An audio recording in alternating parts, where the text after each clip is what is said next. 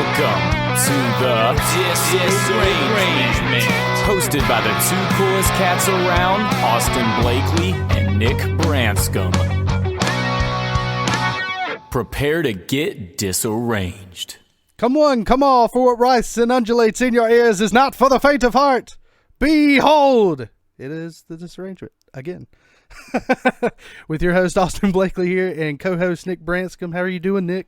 I'm doing good, man. I actually wrote down how's it hanging, which is funnier, so I'm going to say that. How's it hanging? It's hanging. It's hanging? It's hanging. Well, I do have a question for you. All right. Okay, so what do you call a factory that sells passable products? I'm never good at jokes. I'm never good at knowing what it actually is. This idea came from Needham. He did this to me on our Virginia trip every day, and I had no idea he was doing it. I texted him one this morning. You sent him one? Yeah, I'll tell you in a second. He did it to me the entire trip, and it got to the point to where it was pissing me off because I wasn't realizing I thought he was asking me a real question. Like, what? So say it again. It's what do you call a factory that sells passable products? God, I don't know. Why don't you ask our guest? Maybe he'll know. We have a guest today on episode 4. I believe this is. This is episode 4. This is a man that I've looked up to since I met him in 2011. I believe is when it was. We got Lucas Fowler on the podcast today. Woo! Lucas freaking Fowler of InterTwyneD, Whistler, and his own successful YouTube channel. That's at about 26,000 subscribers now. Somewhere in that ballpark. Somewhere in that ballpark, yeah. So, yeah, Lucas, what do you think the answer to that joke is? I could not tell you. I don't know. What is it? It's a satisfactory. Oh. Yeah, I got to ruin the podcast with the dad that's a good joke one. instantaneously. Yes. I got one I'll tell later, though. Okay. You can add it now. Well, Since we're on dad okay, jokes. all right. So what do you call a werewolf that does not know that it is a werewolf? A werewolf that does not know it is a werewolf. Unaware wolf? Yes. Oh, he got that it. was good. That was good. An unaware wolf. That was good. Well, Okay. it just reminds me because I just recently quit using those can crusher things because I just found them to be so depressing.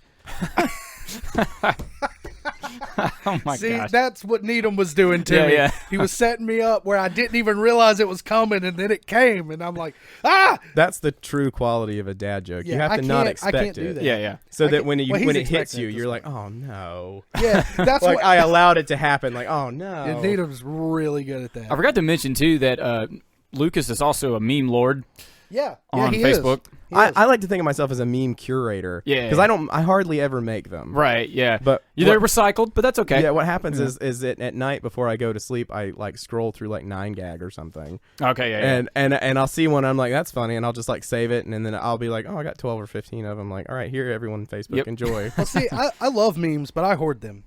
So like I don't share them. Well, I'll occasionally share them with people close, like y'all. Like if I find a really good one, I will. But I'm not one to post them all. I end up with a lot of good memes just saved on my phone, and I'm like just gonna put them on a hard drive somewhere. One day, never historians will show find all anybody. this and be like, "This is like The ancient history. It's like the Dead Sea Scrolls of memes, the Library of Alexandria." Yeah. This is what they call a meme, A meme.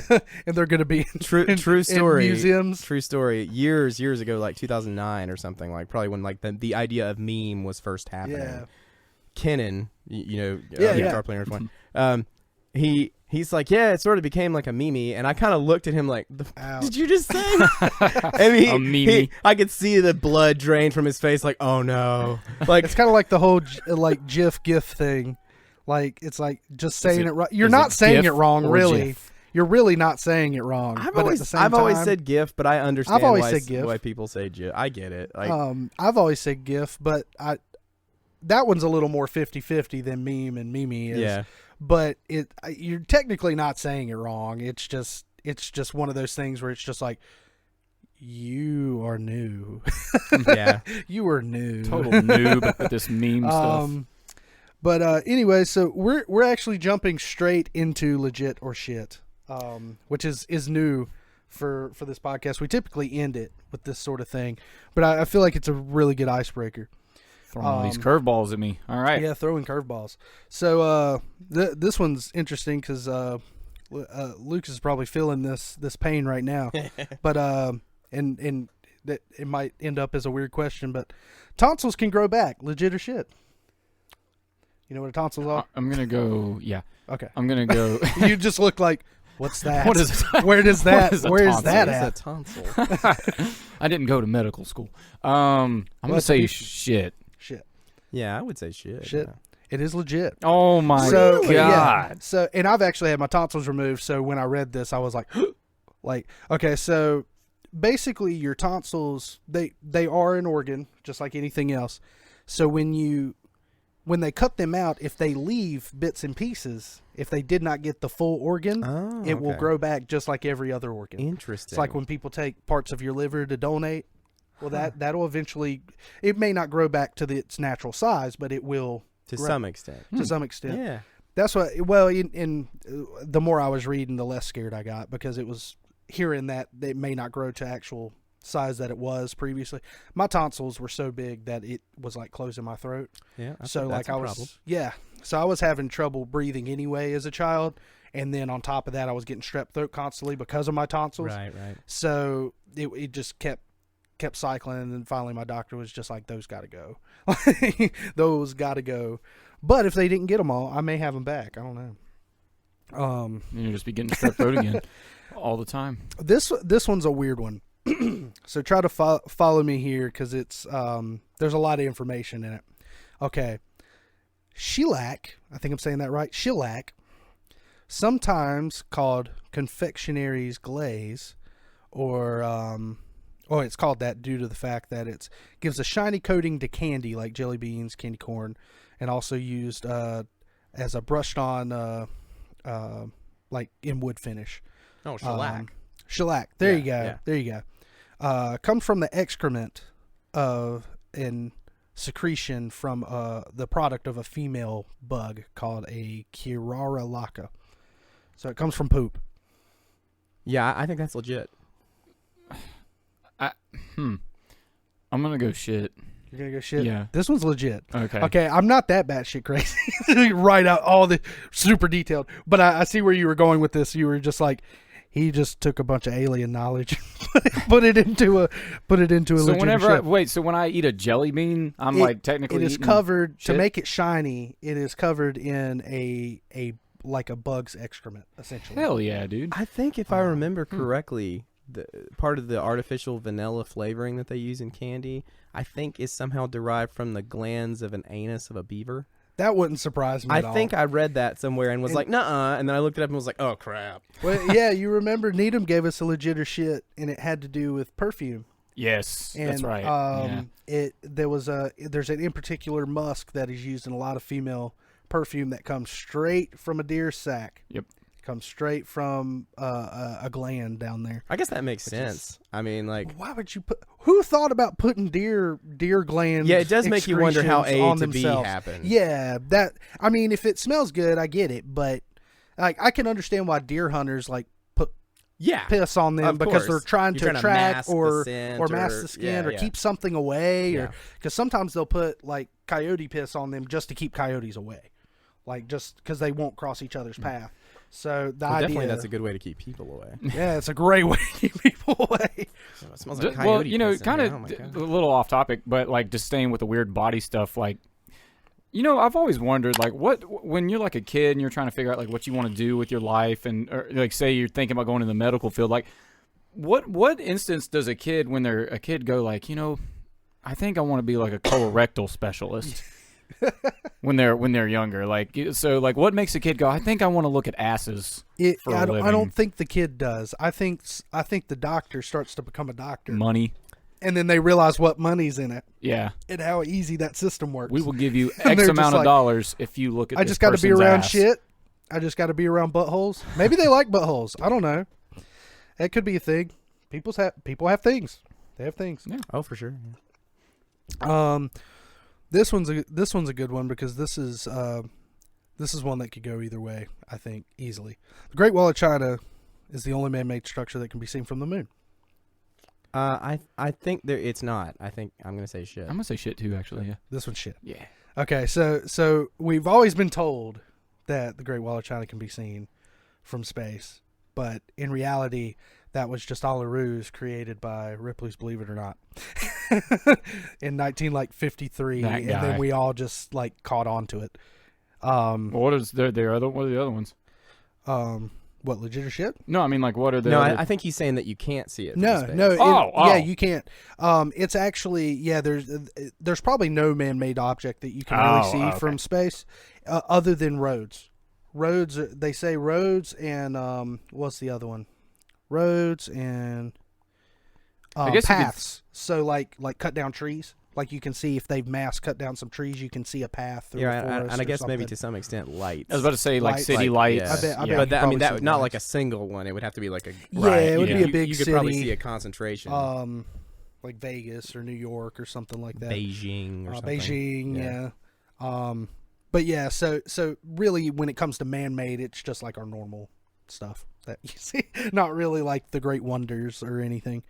I heard that there was, and this is totally unrelated to this. I don't know how accurate this is, but there was a TV show that said you're more likely to point out the pyramids than you are the Great Wall of China. So I'm not saying that you can. I don't know how legit that is because it was a TV show. But anyways, this one's my favorite one though. Bubble wrap was originally invented as wallpaper.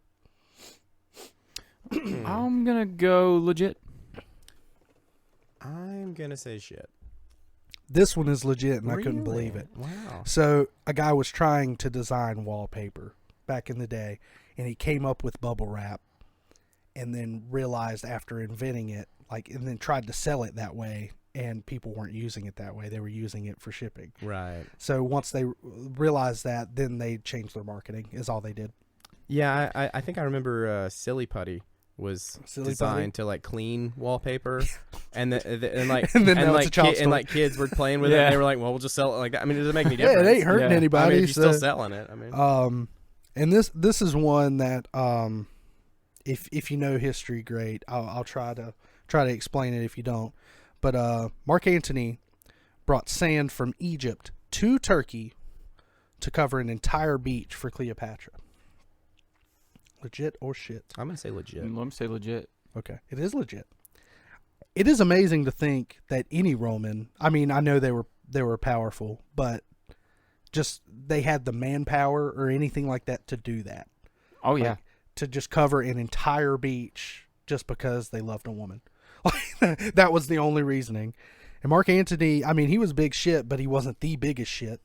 You know, he almost became the biggest shit, but he was slowly destroyed. To me, that's a testament to like how humanity works. Like, absolutely, if anyone with a ridiculous amount of confidence gets into that position, it's like everyone underneath them's like, well, I guess so. Yeah, I mean, there's no, well do it. There's no like, oh, that's ridiculous. It's like, well, they said to do it, so I guess pyramids and all this stuff. I mean, like, yeah, that's how that stuff happens. I wonder what it says about Cleopatra too, because like I feel like I would be much more likely to like buck back against my boss, but if it's like for a beautiful lady, like, might do it. Like, it might trick me into do it, you know, or doing something I wouldn't normally do. That sounds outrageous. It's just like, well, if everybody else is doing it, I mean, I'm going to do it for Cleopatra. Like, there may have been some, you know, some benefit that Mark Antony. I'm sure there was money, but also too, it's like I built this beach, you know, or I helped establish this beach. I was always the guy that like with the really hot chick and stuff. Like I was always the one that was like, she's out of my league. There's no point in even trying, you know. I never did that, but I always did the like I always found people attractive. Don't get me wrong. I think I just looked at women different than a lot of guys did, because I always was attracted to like certain women, but like I wouldn't make a decision on anything until I talked to them for some reason. Like I was always like, if I had a good conversation with them, or if we got along, if like not that we had to have like every interest in the world, but like if I was specifically as a musician, like talking about something that is irrelevant and they are showing interest, that tells me something. for some reason, and vice versa, because I tried to do that with people in general, so basically I tried to find someone I was attracted to, and also I got along with. Yeah. That's well, just that's the way probably I how looked you at it. should go about it, I guess. I don't know. I guess I just never let my sex drive fully control that, I guess. Yeah. But I'm sort of feminine too, so I get it, What about you, Lucas? Was Well, it pretty easy to just go, she's pretty, let's do this? Well, as a really young man, in high school, definitely hormone driven. Oh, yeah. I mean, like the idea of like, oh, like this girl's annoying or whatever, like it just didn't even occur to me. Yeah, see, that did for me. Yeah, I mean, but I was still like, but she's hot. But I still did that. Don't get me wrong. But I had a girlfriend in high school, and we dated for a year and a half or something like that. So I mean, it's like serious at the time. A year and a half's pretty good in high school when you're 16 or 17 or something. But then she dumped me when I went to college. And for stuff that was definitely my fault. Okay. Yeah. Like, I mean, I didn't do anything like wrong, but like I get it. Yeah. But yeah, something about that like had an effect on me. And then I started like looking more at the person. That I guess it made me like a little more suspicious or something. It's not necessarily the best thing, but yeah, it changed the way that I looked at it. And then also something I've come to learn about myself over the years is that like I like a challenge. So like the one that was difficult. There are some guys that like a challenge. My brother's one. That's the one that I married. I married the one that like the challenge. That is like a challenge. and she like still to this day. I mean, we've been together for 13 or 14 years or something, and still, I mean, like I'll say something and she's like, "No, you're wrong." I'm like, "Oh my god," and like whether I'm right, but I do. I mean, like I continue to come back to it. It's something that like it keeps me on my toes. Yeah. You have anything weird like that? No. You like a challenge? No, I mean I like a challenge, but Nick's like, I like an easy girl. no, I mean just Brianna, before you get mad, we're not saying that about you. I promise. Oh yeah, and I need to let me just clarify here. My wife is wonderful. Yeah. I don't mean when I say a challenge, I mean like she's not a pushover. She's very headstrong and opinionated, and she's like, stubborn.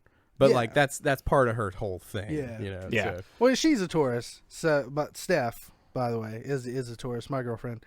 So like, it's not that I'm afraid of a challenge. Don't get me wrong. For sure. I'm not afraid of a challenge. But I mean, I've had like, girls in the past or whatever that doing the hard to get thing or whatever. I think we've all been there. I don't know if I've ever been with a girl that has played hard to get, but I had a lot of female friends when I was young, so I've surely seen it happen. Yeah, like I've watched girl. I'm just like, why are you doing that to him? Because it's fun. Like, and I'm just like, or there's been a lot of situations where it's like they weren't playing hard to get really. Like I was just trying and they weren't interested.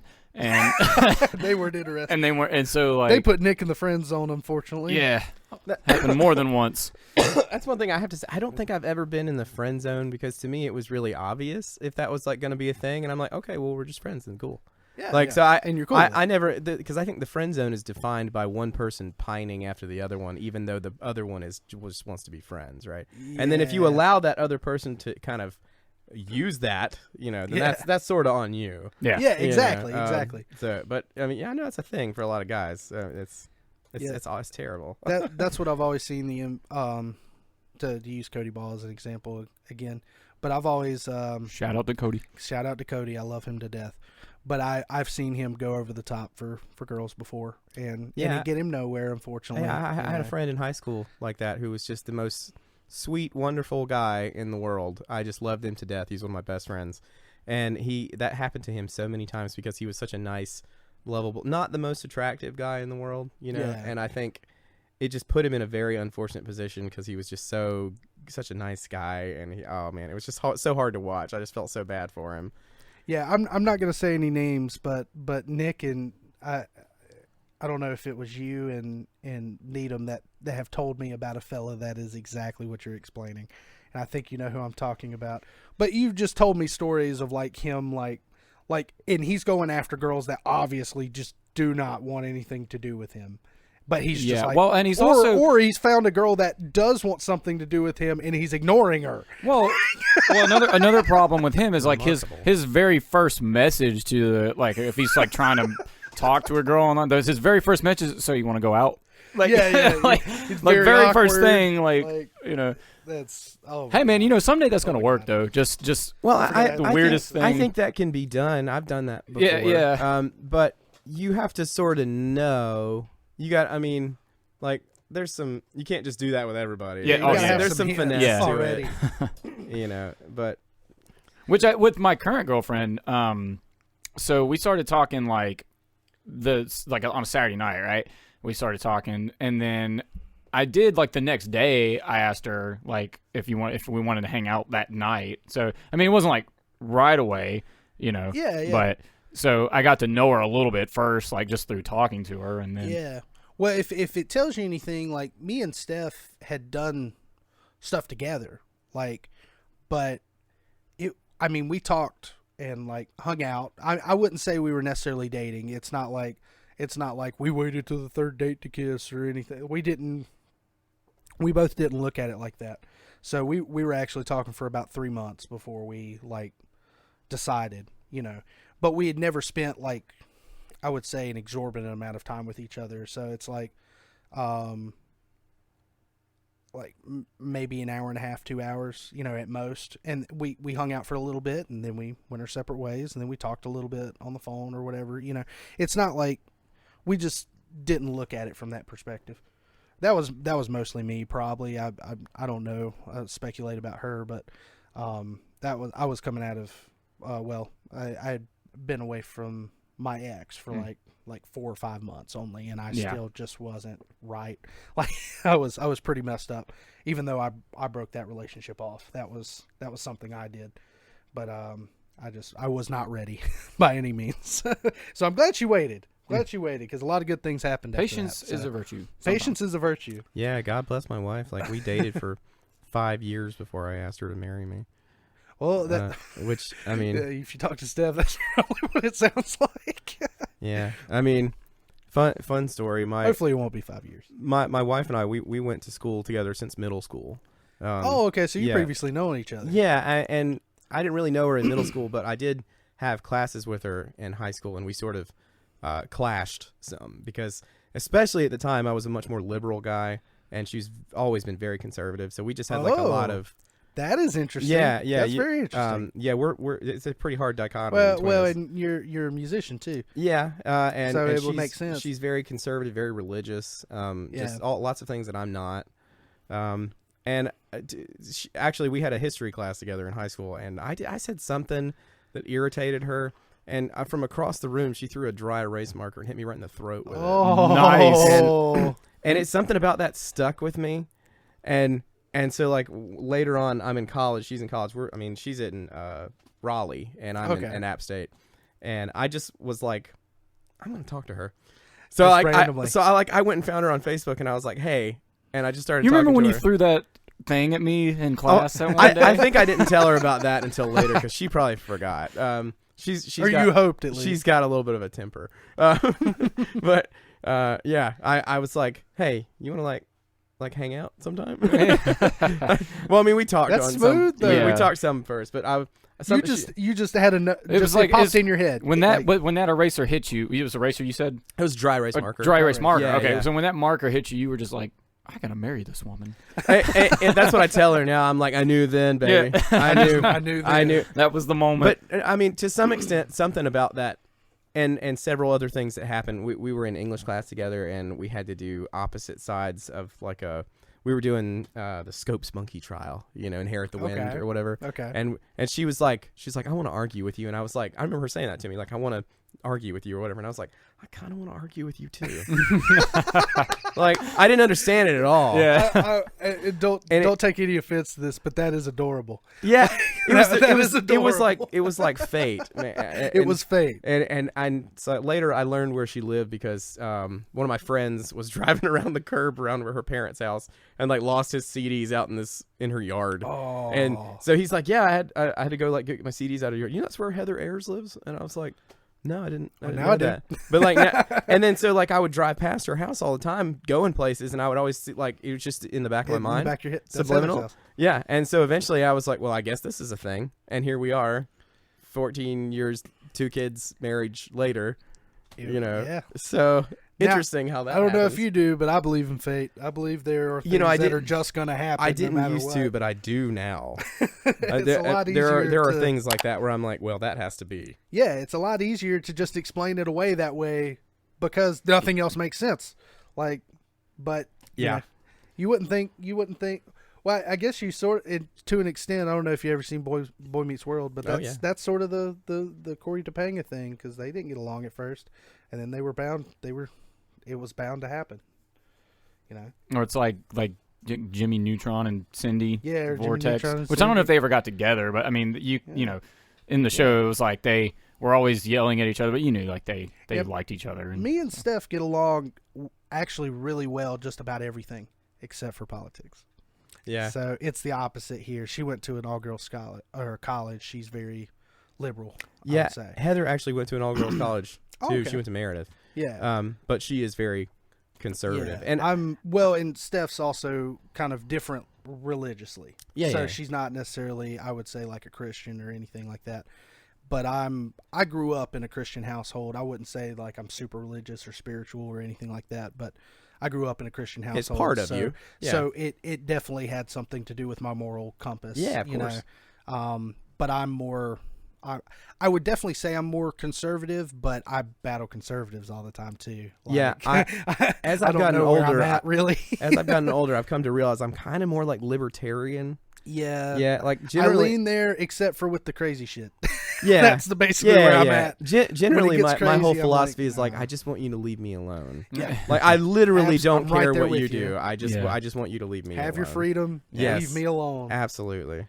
That's America. America.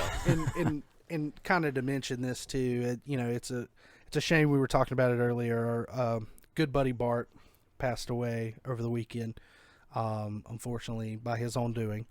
But that is in the note. Kind of, it basically said, I think I want to quote it verbatim. I believe it said, "Live free or die." I think that was the quote, which is kind of hard on us. So, to all the family and friends, we're thinking about you. Thinking we about you, promise. and we'll miss you, Bart. He was a guy that frequented the restaurant we've mentioned on the show several times, Foothills Grill and Tap. Is it appropriate to do the ad here? yeah. If you want to go in and place Yeah, I'll place just my play jingle the right ad. here, let's go in and place it. I'll put it here. But yeah, that was the Foothills Grill and Tap jingle that we totally just heard. And but Bart, our good friend Bart, was somebody that frequented there a lot, and he was always an interesting character. But he'd do Hell anything. of a spoon player. Hell of a spoon player. Yeah, hell of a spoon player. But he would- I know that sounds weird, but he was the true spoon man. I've seen it before. He was the true spoon man. He would. There's probably a lot of people that would say that he'd get on your nerves and stuff like that, but he'd do In a good anything way. for you. And he In a would good do way. anything for you. He would. He was just the one of the nicest guys around too. It was always so genuine, and it sucks that it happened the way it did, but what are you gonna do? Yeah, what's done is done. What's All done we is can done. do Yeah. is just think about the family and friends and keep them in our thoughts. I guess. Do what you do, whatever your religion, spirit, whatever you do it. Yeah. Just do it like Nike. So, anyways, I kind of want you to kind of veer into this world because, I'm sure I'll have questions and we'll talk about it more, but really here, Lucas, we kind of want to hear about, I guess, what you're doing, things that you're doing, things that you've got going on. Well, I think Nick kind of had some ideas for questions for you more. yeah. more I or mean, less. like it's I'm an open pollinated book. I don't know how many of your Pollinated. Yeah. like we just mentioned earlier, you have a lot of subscribers on your YouTube channel, but I don't know how many of them get to know like kind of your life story or like how your upbringing, how you got started in music, or even getting into the YouTube world, and stuff like that. So and even me, like I don't, there's things I guess that would be interesting to know. Sure. About you. So I mean, I guess maybe just start from when you were you kind of first started getting into music, like what was the thing that got you interested in it? It was, was it artists? I know your dad's a musician, much like mine is. And so like kind of what was that thing that made you want to go, I think I want to play guitar. I think I want to try this out. Yeah, well, I got to start really early. Because technically, if you want to get specific about it, the first concert I ever went to, I was actually in utero. My mom went to a Jeff Healey concert with my dad. Badass. And the first like concert that I really remember attending was Grand Funk Railroad's reunion tour in 1998. That's even cooler. So I was like 9 years old or something. Whoops. So, but as far as the music thing, my dad in particular, and my mom too, but definitely my dad, we're just playing music around the house, like on CD players and stuff all the time, and not like music that would be kid-friendly music. They never did that Never thought about it too much. Yeah, I mean, it was just like whatever music they liked. I never bought you a Kids Bop CD. No, well, it wasn't a thing when I was a kid. You was getting the full-fledged what it is. I remember once or twice my mom played some Tom Chapin or Fred Penner kind of like kids music stuff, but it just didn't resonate with me the same way. So I grew up listening from a very young age to like Boston and Grand Funk Railroad and Alice Cooper and Stevie Ray Vaughan was an early one for me. Like just a lot of guitar music. Mm-hmm. And so guitar was kind of like, at the time I had no preconceptions about being a guitar player. It didn't even occur to me. But I started singing really early just because like it's what you can do when you're a kid. Yeah. So I mean, your first instrument. If you know. And my mom talks about how she's talked about this for years. When I'd be maybe like 3 years old or something, she'd take me to a family reunion and put me up on the table, and the people would want me to sing for them. So of course I'm 3 and I'm doing it, So I'm like 3 years old singing Alan Jackson or something. Yeah. So you were already there putting on concerts. And I am fortunate too that I was born with some kind of really good perception of pitch. So like I've always been able to sing. I can't remember not being able to sing. I'm kind of the same way. It's like I never really learned how to do it. It just happens. Yeah. Can y'all teach me? No, you're good too, dude. I can sing, but I don't have the same perception of pitch. Like I know, I believe you when you say that because you're a phenomenal singer. But I've physically like witnessed him just like off the dome harmony on some stuff. Yeah, and like probably he didn't have to think about it too much. It just kind of happened. It's like a feeling. It's like once you internalize it, then you just recreate it. Yeah, see, I just can't do that. Yeah. Like I have to like break it down and go, I where's my notes? I do think there's multiple factors at work because I have 2 younger brothers and neither of them are really what I would call very much in the way of being able to sing. Okay. My middle brother, like no rhythm, nothing. He just couldn't. We tell him he can't carry a tune in a bucket. Sorry, Jared. I love you. He's a fantastic hairdresser. Hell yeah! Shout out to Jared. Yeah. He does hair by JR in Winston. So, okay, he's terrific. And then my youngest brother Keegan, he'll be 24 this week. He's just kind of started messing with like guitar and ukulele and stuff. Okay, interesting. But really, for the longest time, zero real musical interest from them. It just solely came from me for whatever reason. Yeah, and I was actually trying to explain that to a student of mine just a little while ago, because he's kind of struggling with his just natural rhythm, right? It's like I'm showing all the easy steps with the metronome and stuff, but I mean I think it's at some point a lot of people just have it naturally. It's like and the same thing with me. I never had to really work on my rhythm necessarily. Like I just kind of did it. It's just part of you. Yeah, and you just understand it intrinsically. Yeah, and not a lot of people. Not everybody's like that. Some people have to kind of work a little harder at it. It's not that it can't be done. Like it can be done. You just have to really dedicate yourself. Way more. I guess. When it came to rhythm for me, like it took me. I would say it took me a while, but when I say a while, like it took me like 2 months of working with a metronome, and then I had some internal rhythm that was natural that I could rely on. Yeah. So now it feels natural because it's just kind of a part of me at this point. You've been doing it for so long. I don't think I necessarily started that way, to be honest with you. I just figured out that it's kind of like y'all already had had the interesting, skill. I would say y'all were born with the skill. I just learned the skill fairly quickly. That's how I feel about it. Yeah, yeah. It just kind of it didn't seem like a hard thing to me to learn rhythm. Yeah. But when it comes to just picking out a note, well, except for at this point just playing an E flat tuning, for some odd reason A flat is a note that like just, you can just hear it. And it's like if I just hit my my A string on my guitar for some odd reason and just tune it by ear, I'm always at A flat. Yeah, always. Yeah. Oh, I was trying to remember. Oh, yeah, we were talking about how it started. Yeah, we got. Sorry, I got. That'll happen. That's the way things go. Getting sidetracked will happen often on this show. But yeah, so I remember being. So I'm in elementary school in the 90s, like the mid 90s or something like that, and so music that's popular then with kids my age is like Backstreet Boys, NSYNC, stuff like that, And I just remember thinking at the time, like, oh, this is so dumb. Because I had heard Aerosmith and I had heard Van Halen. and that's the other thing. My dad had VHS tapes of music videos from MTV from the 80s. Oh, nice. Lucky. And I discovered them one day, not by his doing. And I put it in and I'm seeing like Steven Tyler and Joe Perry like kicking ass. Yeah. And I was like, oh. I missed that. I was like, well, this is awesome. Yeah. So this is my perception of what music is. And so I remember being like this is funny, mercilessly bullied as like a third grader because I thought NSYNC was dumb. Oh, and gosh. Aerosmith was awesome. Well, I'm not going to lie. I'm kid you not, and these were not my first CDs, but I did have the Backstreet Boys CD that when it first came out. I did have the NSYNC CD, and I did have the Britney Spears CD. Well, and I have no hate for any of it. In fact, I like a lot of that stuff.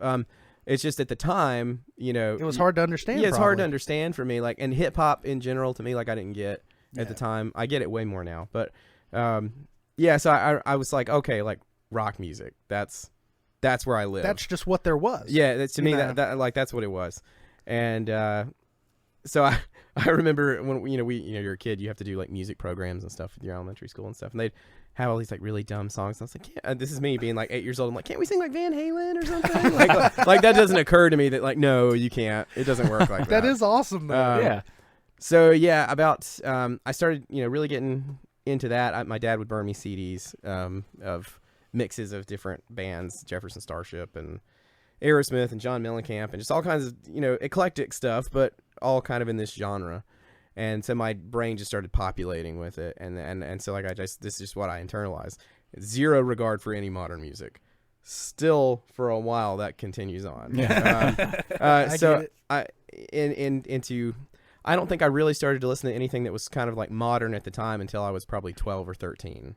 Because then I started hanging out more with my cousin Chris, who's of course the drummer for InterTwyneD, and he was like, "Hey, check out this band." And it's Creed, Human Clay. Yeah. And he's like, and also check out this band, it's Nickelback, Silver Side Up. And I'm like, so now I've heard all this classic rock guitar, and I love it.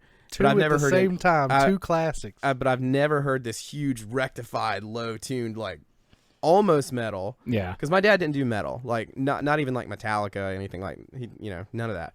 It's all like 70s rock, 80s hair metal a little bit, kind of. Yeah. But like heavy is not something my dad ever did. It's not like Pantera or Metallica. No. Oh yeah, no, nothing like that. Okay. Like the heaviest my dad ever listened to was like, maybe Rat, Van Halen, Whitesnake, something like that maybe. But he's really more of like the Black Crowes is more his kind of thing. Ah, okay. Jam band rock. Yeah, and just kind of groovy, soulful stuff. So yeah, I get into that from Chris. And that sort of, like, I find that, and I find, like, Sum 41 and Puddle of Mud and some of that. So that kind of works its way in there. That little bit of alternative punk rock kind of stuff sort of gets in a little bit because I start, like, skateboarding and everything. A little teenage rebellion, preteen rebellion. And it's still, I'm playing in the band, like, in the middle school band. I'm playing trumpet, not exactly a rock instrument. Yeah, but trumpet's cool, though. But at the time, again, I'm thinking... Like when we got in middle school, you had to be either in chorus or band. You had to do one or the other. Really? Oh, Yeah. okay. Where'd you go to school? Pilot Middle. Pilot Middle. Yeah. Or you might have been able to do art. You definitely had to do at least. See, we had the option, Yeah, but we were never forced to take. I chose to do band, so Yeah. I played clarinet and saxophone, and then I quit. I quit Yeah. like in like halfway through 7th grade. I was like, no. I did band all the way through high school. But yeah, I something about chorus to me seemed lame because I wanted to play like rock music or whatever, and I was like, well, I got to do one of these, so I'll do band. So I started playing trumpet or whatever, and then I get into high school and I'm 14, and at this point I've asked my dad a couple of times about getting me a guitar, and I was a pretty small kid, and he's like, your hands are too small, like you can't do it. Really? Yeah. Wow. And he's a guitar player. He is, because I had seen him a couple times get it out and play. He sort of, for a while there, didn't really play for probably, I don't know, 10 or 15 years or something. Oh, okay. Interesting. He sort of had just put it up because he was busy doing dad stuff. Yeah. You know? But then he and my mom split up when I was like 12 or 13. And when they split up, he like had some time, I guess, to, because we weren't living with him at the time. Yeah, he's not obligated to husband duties. Yeah, and he's trying to like kind of find himself, like that's what happens. You get kind of confused when something like that happens, I'm sure. So he gets his guitar out again, which by the way is a 1987 PRS metal. Oh. Yeah, like there's like 25 of them. I think I saw that like on the episode or the one you had your dad on the video. Okay, so anyone that doesn't know what that is, just imagine the most badass guitar you've ever seen. It's that is awesome. It's incredible. Like that's the first guitar I ever played. So no wonder you like PRS, man. Yeah, like, well, that's certainly part of it. So it's like chasing that one again. So when I started, I'm going over to my dad's condo or whatever at the time, apartment, whatever, and he's got it out, and I'm like, show me how to play something. I'm like 13, and he's like, okay. So he sits me down and he shows me how to play Three Lock Box by Sammy Hagar. Oh, okay. And it's a really simple riff, and like I could do it sort of. And he's like, all right, cool. But then I got to go away and not see him for like about 2 weeks because it's like every other weekend we get to see him. Yeah. And then I come back and I'm like, show me how to do that again. I want to do that. Yeah, more. I want to do it again. And so I do that for like 6 months. And he's like, all right, well, I guess I'll get you a guitar for Christmas. Yeah. And he did. And he showed the commitment. Yeah. And to the level of commitment, it's silly. I had this old wooden guitar cutout that's about this long. It was just like a shape of a guitar that my grandfather had made for me when I was really little, and I had like taken rubber bands and like stuck them to it with like thumbtacks and stuff to like put on some strings. Yeah, and I was like trying to make it do a thing because I was just obsessed with it. Like I don't know what it was, and so then I got the guitar. I was about 14 years, like 13 Christmas. I'm 13 years old or something like that, and I just couldn't put it down, man. Yeah, like it's like everything else in my world just stopped, and I was like, this is it. This is what I'm gonna do. Like That's awesome.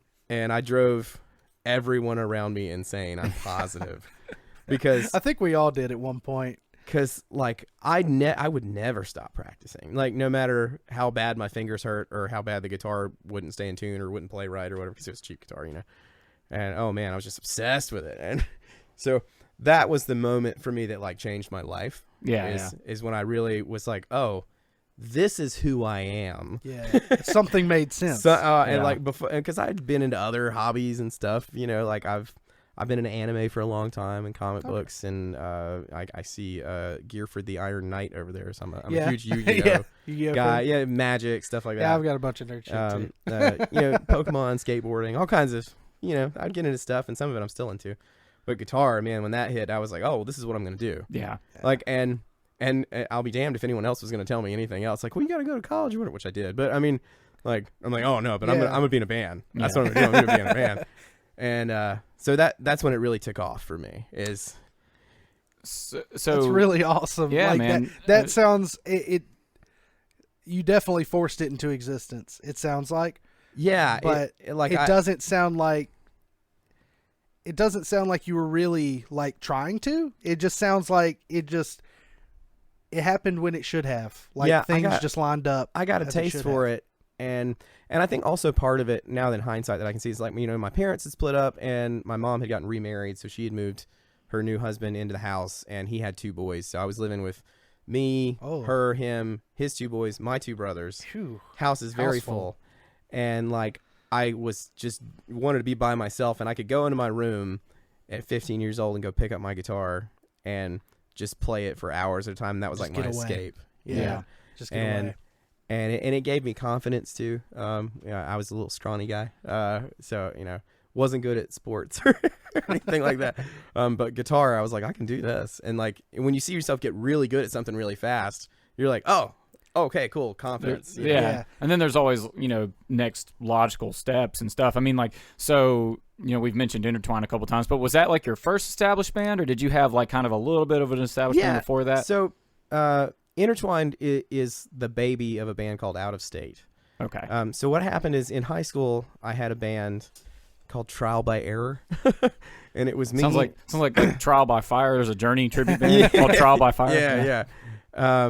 And it was my best friend at the time, Josh, who was a bass player, who'd been my best friend since like elementary school. So, and then this kid moved in from he'd been homeschooled. Caleb Suggs is his name, and he was an incredible drummer. And we like got to hanging out one day, and I was like, oh, we should just like do a band. Yeah. And it was your basic garage rock high school kind of thing.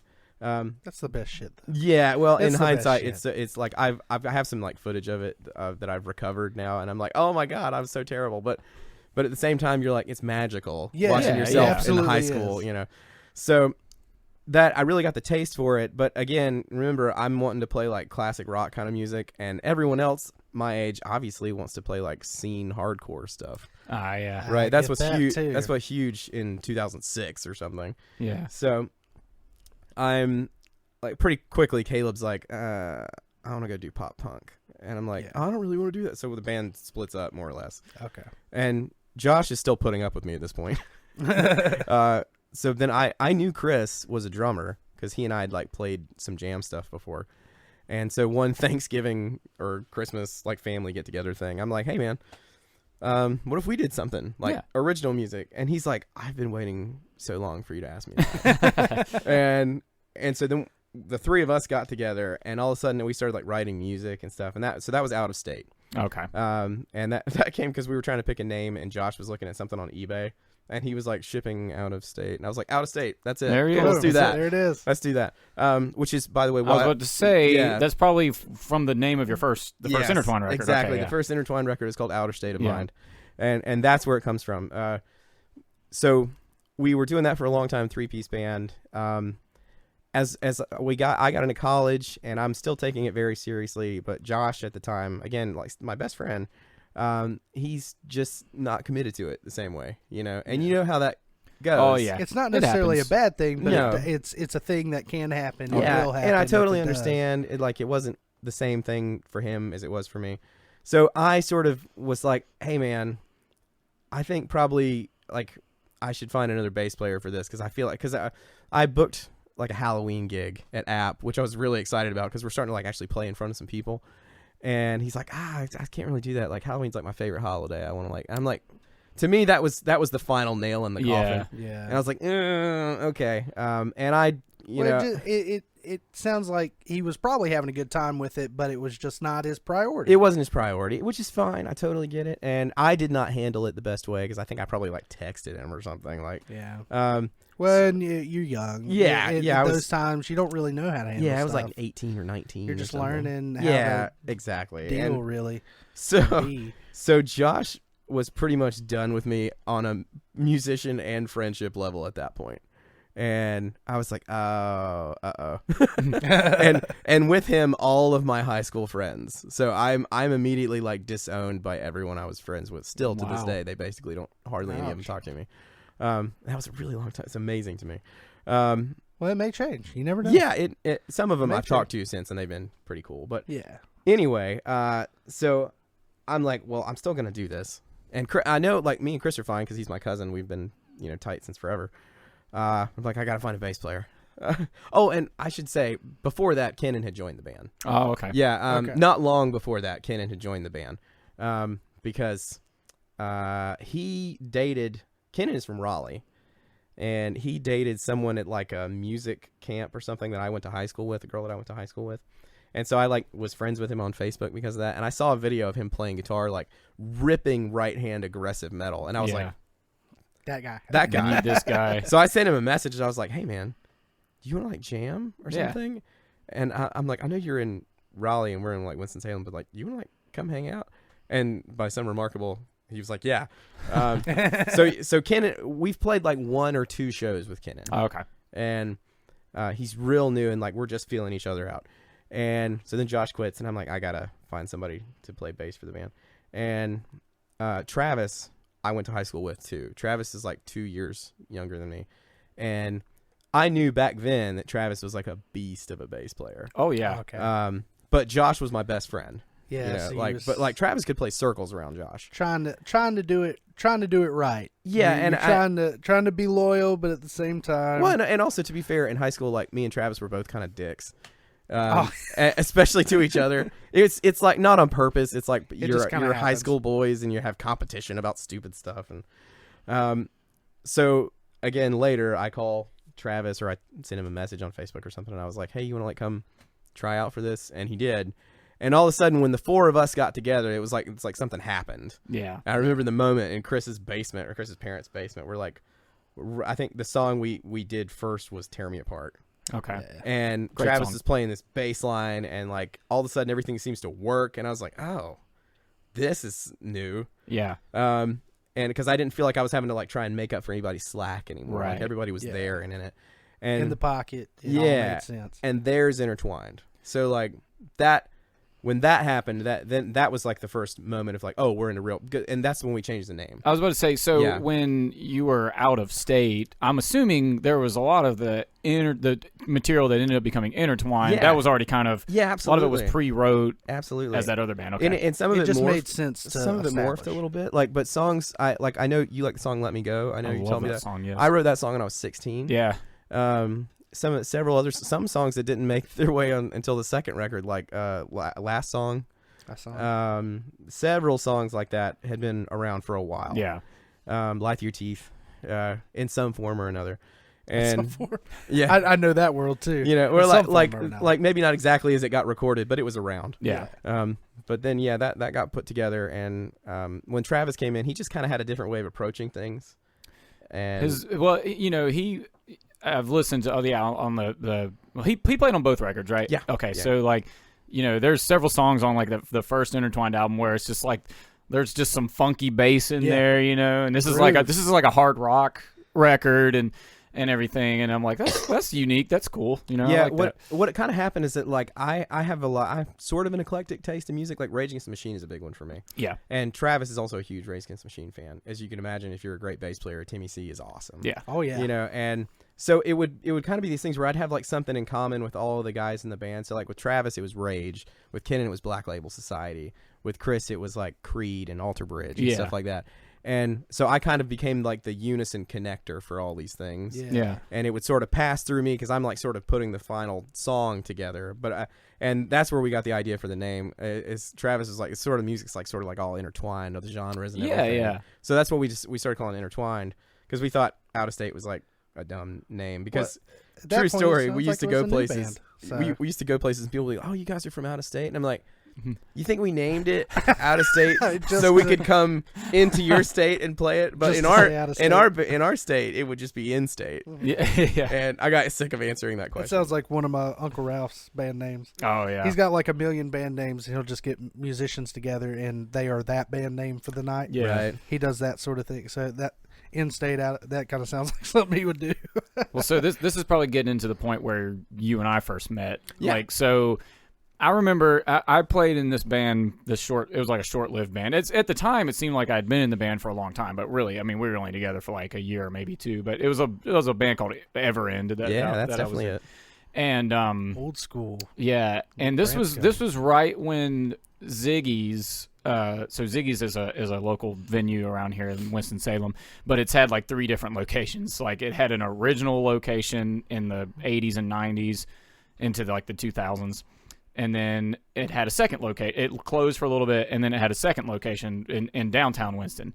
And I had never played it, but they just opened. They opened in like 2011, I think. Well, I think it's worth saying too that Ziggy's was like the place. The Oh place. yeah. Yeah, Around like- here. oh, yeah. Ziggy's Like was the place I've you go. seen like Steve Vai and Victor Wooten. Yeah. Like so to play at Ziggy's was like a big deal Yeah, for it was a a local big deal. band. And somehow, I don't remember how exactly, but my band Everend got on this Battle of the Bands in 2011. I don't remember how we got on it. I suspect it's because you guys were kick ass. No, I mean, like, I don't know who we talked to get on it or whatever. But Yeah, that's the thing. If you don't know it as a musician, sometimes it's not that you kick ass. Sometimes it's just who you know. Oh, Yeah. like absolutely. It happens And- so often. And so I think we were playing for like a cash prize or something. I don't remember. But I do actually. I remember it because we were on the same Battle of the Bands. It was a cash prize of like $1,000, Holy and shit. then like some recording time. recording time. Yes, that's what it was. And That's awesome. yeah, and so you can imagine all the local bands at the time are like, oh my god, Let's do it. Yeah, let's do it. yeah. And so What was I doing at that time? Holy shit. So we got on it, and I remember my dad specifically telling me, because I hadn't heard of you guys yet, but I remember him telling me, like, man, you guys got some competition, because this band called InterTwyneD is really good. And I was like, okay, that's cool. And so Then you go listen to it. You're like, no, I hadn't. Whoops. I did not listen to them yet, but oh, okay. so You wanted to hear them live first. yeah, I think they played maybe, I don't remember the order, but.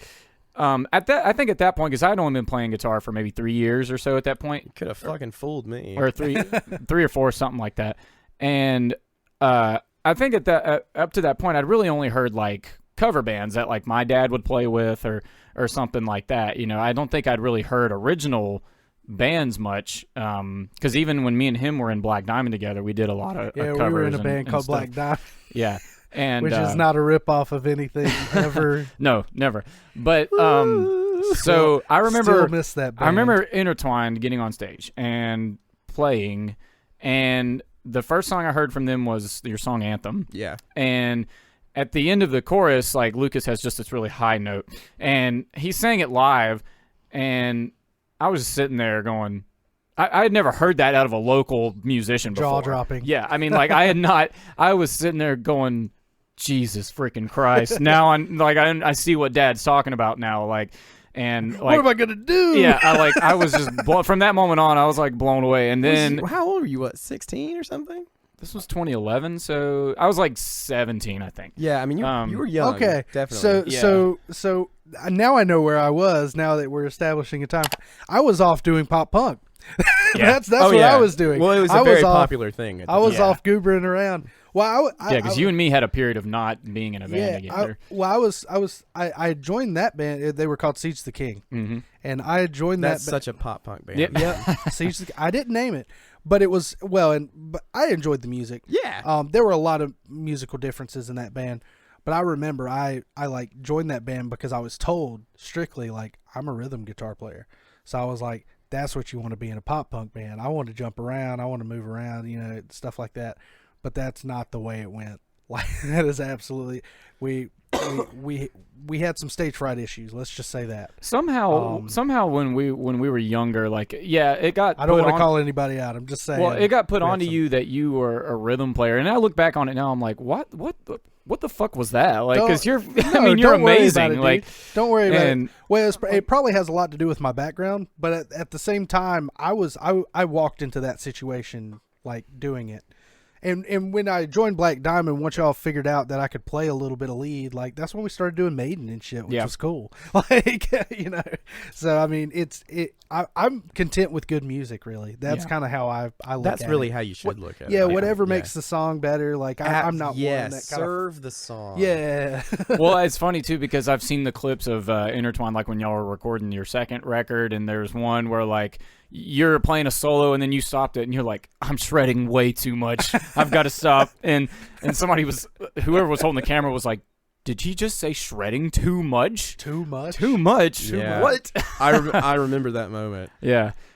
I don't remember what song was that. Was that Cherry Whiskey. Cherry Whiskey. Yeah. Yeah, I remember that. That's a good song, I too. actually went back and because I hadn't. Obviously, I've always really and so after that Ziggy's gig, that's when I went and started listening to your album and stuff like that, and like just every song on it's freaking great. But and then several years later, y'all released a second album. And I actually just a month or so ago, like, went back and revisited that second album because I think for a long time you didn't have it on like Spotify or anything like that. Probably. But now it is, and so I went back and listened to it, and I mean, like, some really awesome tracks on that too, like just 2 albums of straight masterpieces, from InterTwyneD, and I'm really glad that you even though you guys have had moments of not being much like a thing, Yeah. and stuff like that. I'm glad you still find the time Energy. and the energy to Yeah. bring it back That's together for me, and it's the energy. and just continue to make it. I love that you still talk about it all the time, because it's like, It's part of you. yeah, it's part at that like point. with Yeah. with Norm and stuff. I mean, we've been a little quiet for a bit, but even if we were to never get together again, that we have an album that we made that we're incredibly proud of, and it's something I'm always going to listen to. Yeah. We and, played some humongous gigs. Yeah. We did a lot. Yeah, and so it's one of those I things. wouldn't count us out though. I wouldn't count us out. No, Before never we say get never. too far away from it, I want to tell you some more about that night, Okay, because I remember it pretty clearly, because that's the first time I remember. Because like you know how it is as a musician, like you're a certain level of talent, like you see the other talent, like it jumps out at you. Yeah. And I remember Kenan and I, because first of all, that was a 2-stage battle of the bands. Like 2 stages going on at the same time. No, I mean 2 stages. Like there was like yeah. one night, there was 2 rounds, and then there was like the Yeah, second yeah. round. Oh. Did you guys get on the second round? I can't remember. Yes, because it was funny because we had done the Rock the Block thing for the past couple of years before that, and we'd never made it past the first round. So this one we were like, God, please, can we please win something for once? Yeah. Because when we were doing the Rock the Block, it was like a popularity thing, Yeah, of was course. voting and stuff like that. And I don't know if it was quite the same thing with this Ziggy's thing. I don't remember. I can't remember how it was judged exactly. I'll get back to that in a second. That's important.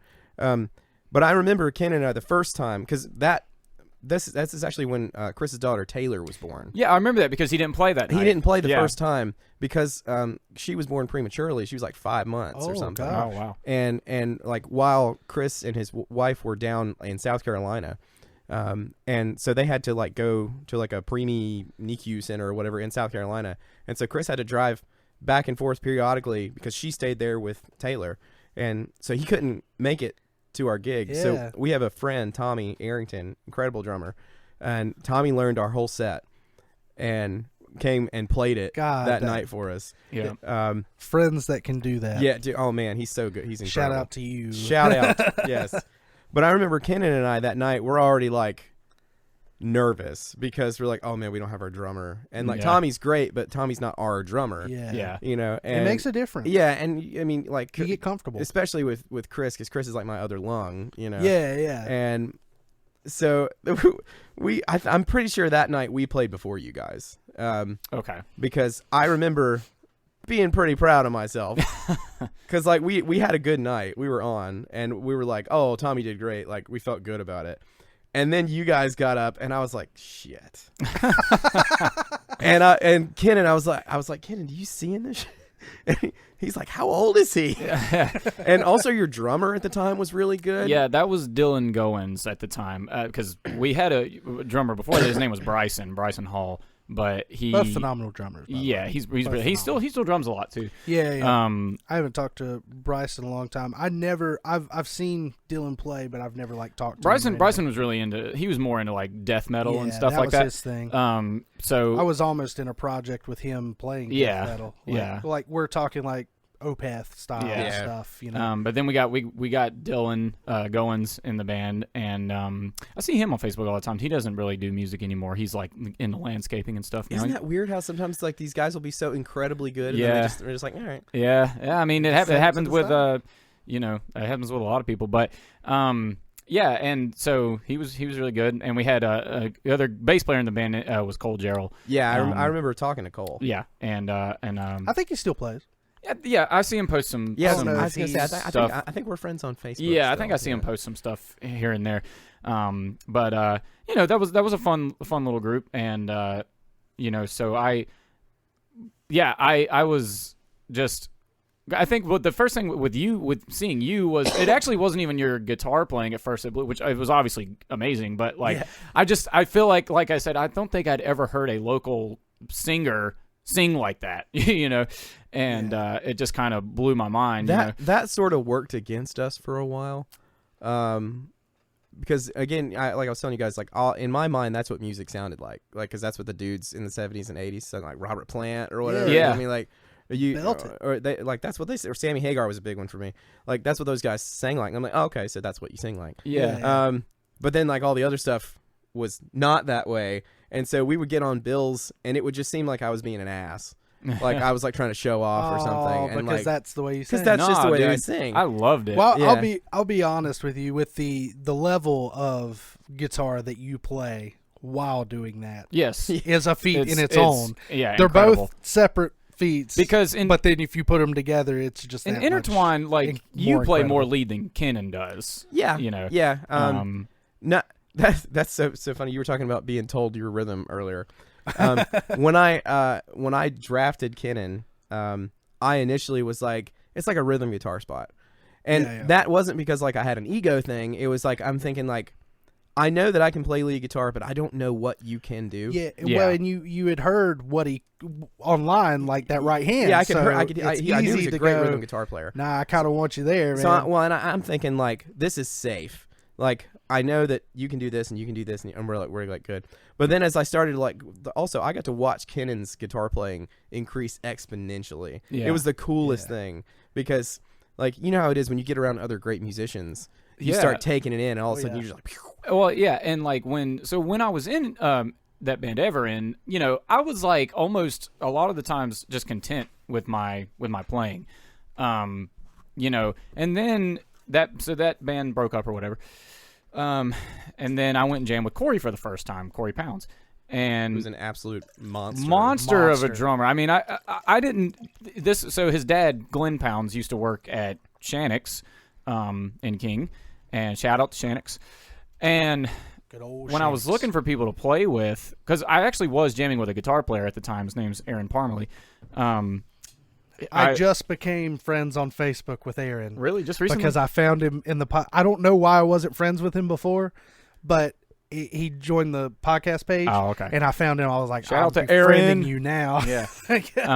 But anyways, I was in Shannock's one day and I was talking to Glenn Pounds, and I was like telling him, yeah, I'm looking for drummers, whatever. He's like, well, you know, my son's a drummer, right? And I was like, I didn't even know you had a son. You know, Family? So, What so I was family? like, yeah, I just thought he lived by himself or something. I was like, okay. So I went and jammed with Corey for the first time, and when that sort of started happening, that's when I was like, because Corey was incredible, I was like, okay, I got to start getting my chops up, you know. So I totally understand where you're coming from.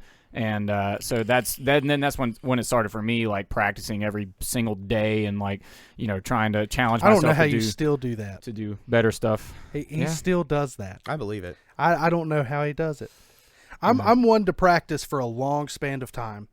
Like, so 2 or 3 times a week, you're going to catch me on the guitar for almost 3 hours almost. Like I will just sit on the couch and practice some stuff or some songs or something, or I'll sit down here and mess with my Helix and, you know, work out a song and a sound or something like that. And then occasionally I'll just sit with something I want to do. Like, this is a technique that I need to work on. Yeah.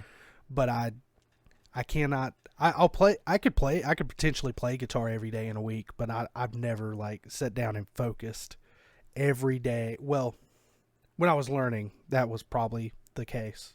Yeah, for sure. But at some point, I was like, I just let it breathe some. You know. Well, and a lot of it too comes from, and I mean, you both of you probably know this, like, because both of you are teachers as well.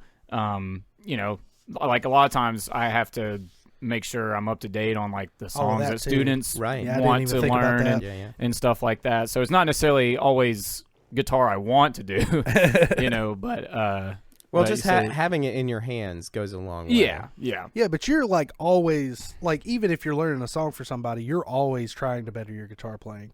Yeah, Like, most not that definitely. I'm not, but you're like actively thinking about doing that. Yeah. Like, this is the intentions of me sitting down here right now. Yeah, where like I I rarely do still that get anymore. frustrated at myself, you know, if I'm practicing something and I can't seem to get it right, you know, I'll sit there and try to get it until time literally won't allow me to Yeah. to do it to go any further, but yeah, so but it's, you know, it's situations like that, and then like, you know, but it's always one of those things too where, you know, I'll be thinking I'm getting a little better, and then I see you post something, or I see Austin post something, or Matt Sickles driving post trouble. something. Dude, oh man, Matt Like- Sickles like checked my ego so hard.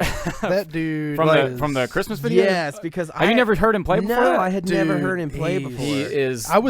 when he told me he was on it, I was like, Well, it helps me because it helps being like his teaching room is right beside mine, so it helps that I get to see him like every week. And you know, I probably owe him some money because like sometimes I'll be eavesdropping on his lesson. Like if I'm like sitting there waiting for my student or something, and he's giving, I'll just sitting there like listening to him teach, and I'll be like, damn, that's awesome. Like just whatever information he's giving to the student, I probably owe him some money for that. Yeah. So if you're listening, Matt, Matt is going to be on this podcast too, in about a month or so. So awesome. we'll look forward to that. But yeah, it's things like that make I me. need to put that in the schedule. I keep forgetting. But then I get frustrated. And I'm like, well, you know, why am I still doing it? Why am I still trying? Yeah, I think we all have those moments for sure. You know, what's interesting is you're talking about he practices all the time, and you practice long spans or whatever. I practice never. You practice never. Not because I don't want to, but because I am doing so many other things. hard. And it's really hard for me now. Like there are moments where I pick it up because like I'm a luthier, so like that's how that's how I check things. So you get a so you know I'm little touching practice something in. 5 or 10 minutes every day at least. Yeah. Depending on how many jobs I'm going through or something. But like what drives me is the necessities, the mother invention thing. I hear something in my head and then I'll go to do it and I can't do it, and so I have to like learn how to do whatever the thing is. And that got you focused. And that's what it's like. I was writing Whistler stuff, and which is very different than InterTwyneD. Yeah. but still cool as yeah, hell. cool. I remember the first time I saw Whistler. I don't know if you were quite in the I band, don't think he was in the band yet. but I remember being like, this is gonna be something. Like, I actually was in the band in the beginning. really? Yeah. well, I remember, because you were in there like what 2020, yeah, something like that. like the end of 2019. yeah. Yeah. And what happened is like a bunch of stuff, like COVID and everything Right. happened.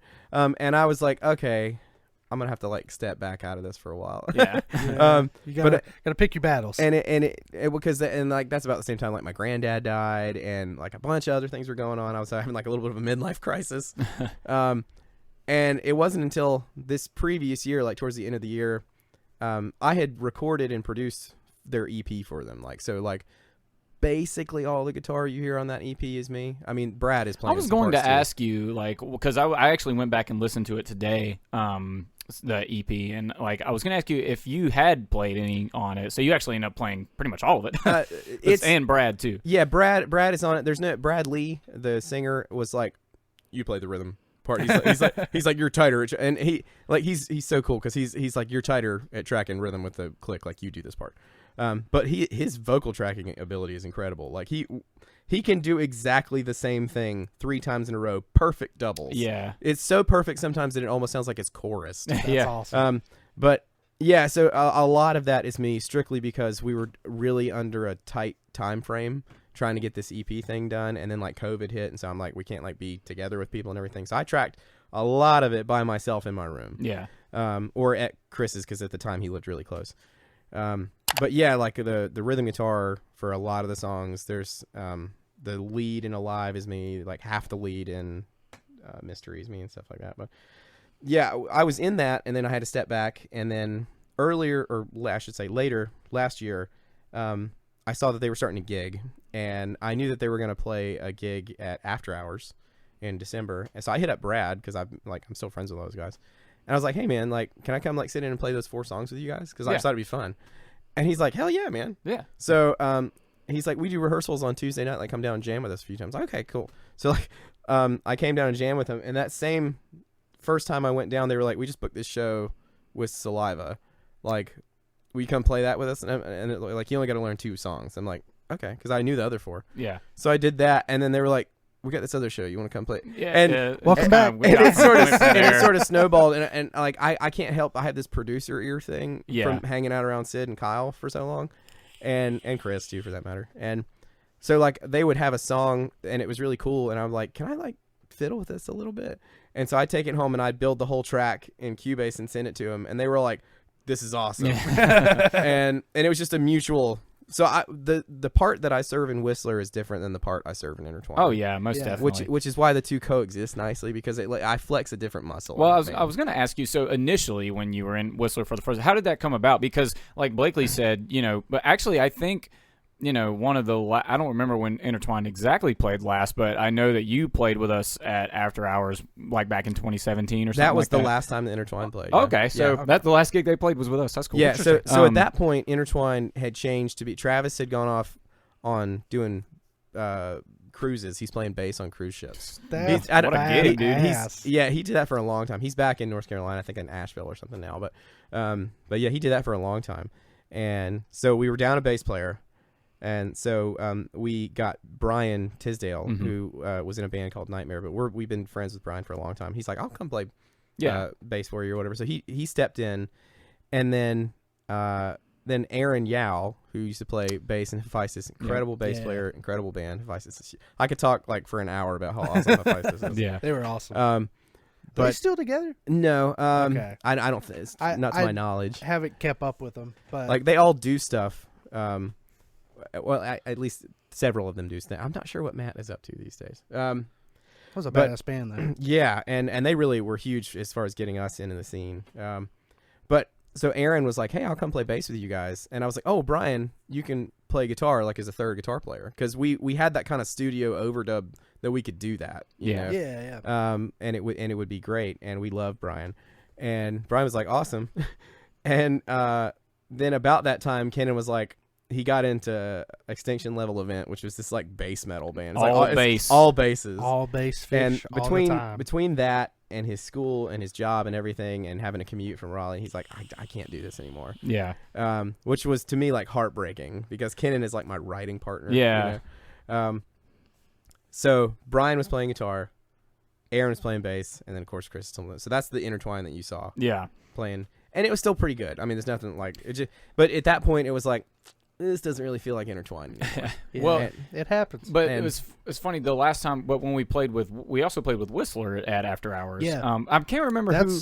Now the guys. I've seen them twice. The guys that were in the band at the time, I don't know if it was the same guys that are in there now. Because I don't know if Brad Ward was in the band at the time. I think they had basically a whole complete turnover. Okay. I think. I just remember Bradley Steele being like the main guy. Yeah, and I mean, and it is his baby for sure. Yeah. And what happened is like right about when that happened, I think I guess from what I understand, they kind of had a complete turnover because he had a major disagreement about the music in comparison to the rest of them. Gotcha. And and it is like he writes the songs really. Yeah. So he I guess found Aaron, and Aaron was like, oh, I know a drummer, Chris. Yeah. So like Aaron and Chris come playing, and they've got Brad and somehow and Chris called me and was like. You should come check this out. And I was like, okay. So, and I'm like, well, I don't think they want me to, that would be 3 guitar players. Yeah. You know, and they're like, oh, come on. So we started doing that and we were having fun doing it. And I'm like, okay, I guess this is like a thing. Yeah. Cause I didn't know what the thing was with InterTwyneD or whatever was going to like, you got to remember too, at this point, I've probably got like 20 songs worth of InterTwyneD type material that haven't been recorded, released yet. So like, there's another album coming, more on that later. Nice. But yeah, so that we got into that and we were having a great time, and then lots of things were happening that kept that band from doing anything. COVID being the biggest one. Yeah. That hurt a lot. Because 2020 just wrecked everybody. Yeah. But then Chris had to move like farther away, and then like my granddad died and all kinds of things were going on with that, and so that kind of fell apart. And then I think Aaron left after Chris and I left, and so Brad found Anthony and Derek, who are the bassist and drummer now, great guys. And so then like later 2021, I kind of stumbled back into it. Yeah. and I'm having a good time, like I said, flexing a different muscle. What because I don't think I've ever been in a band that has 3 like electric guitar players. Yeah. So what's that like? Like, I mean, what's kind of the dynamics? That took me a little while to figure out, actually. That's a really good question. First of all, nobody plays 6-string chords. Oh, okay. There are no 6-string chords it's all allowed like in Whistler. Power chord, unless you're playing the part by yourself. Oh, okay. Because there are sections where like Bradley's playing and It just singing gets just too that one messy. part.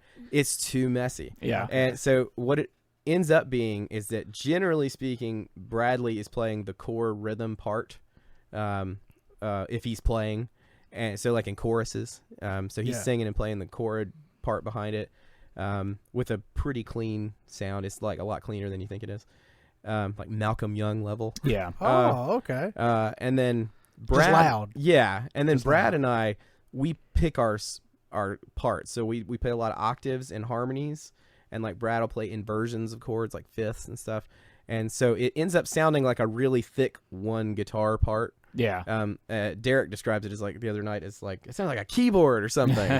Like we have this song called Sheep where we all in the chorus we're playing harmonies and big chords and stuff, and it sounds like a keyboard. Yeah. I listened Kind to of that song two today. bands Actually, going yeah. at the same time. Yeah, and it That's is cool. It is a lot to manage. I've never thought about something like that. Like, Well, I hadn't either because Yeah. in InterTwyneD, it was just like Kenan and I more or less played the same part, and we harmonized sometimes, but this was just way different. Immediately when I started messing with it, I was like, "Oh, this isn't gonna work." Because the other thing too is like Kenan and I spent so much time playing together that our styles kind of evolved side by side with each other. yeah. And so like I could say that we've sort of found that. yeah, sort of thing and some is too, it one of those so. things where like he can double track you exactly?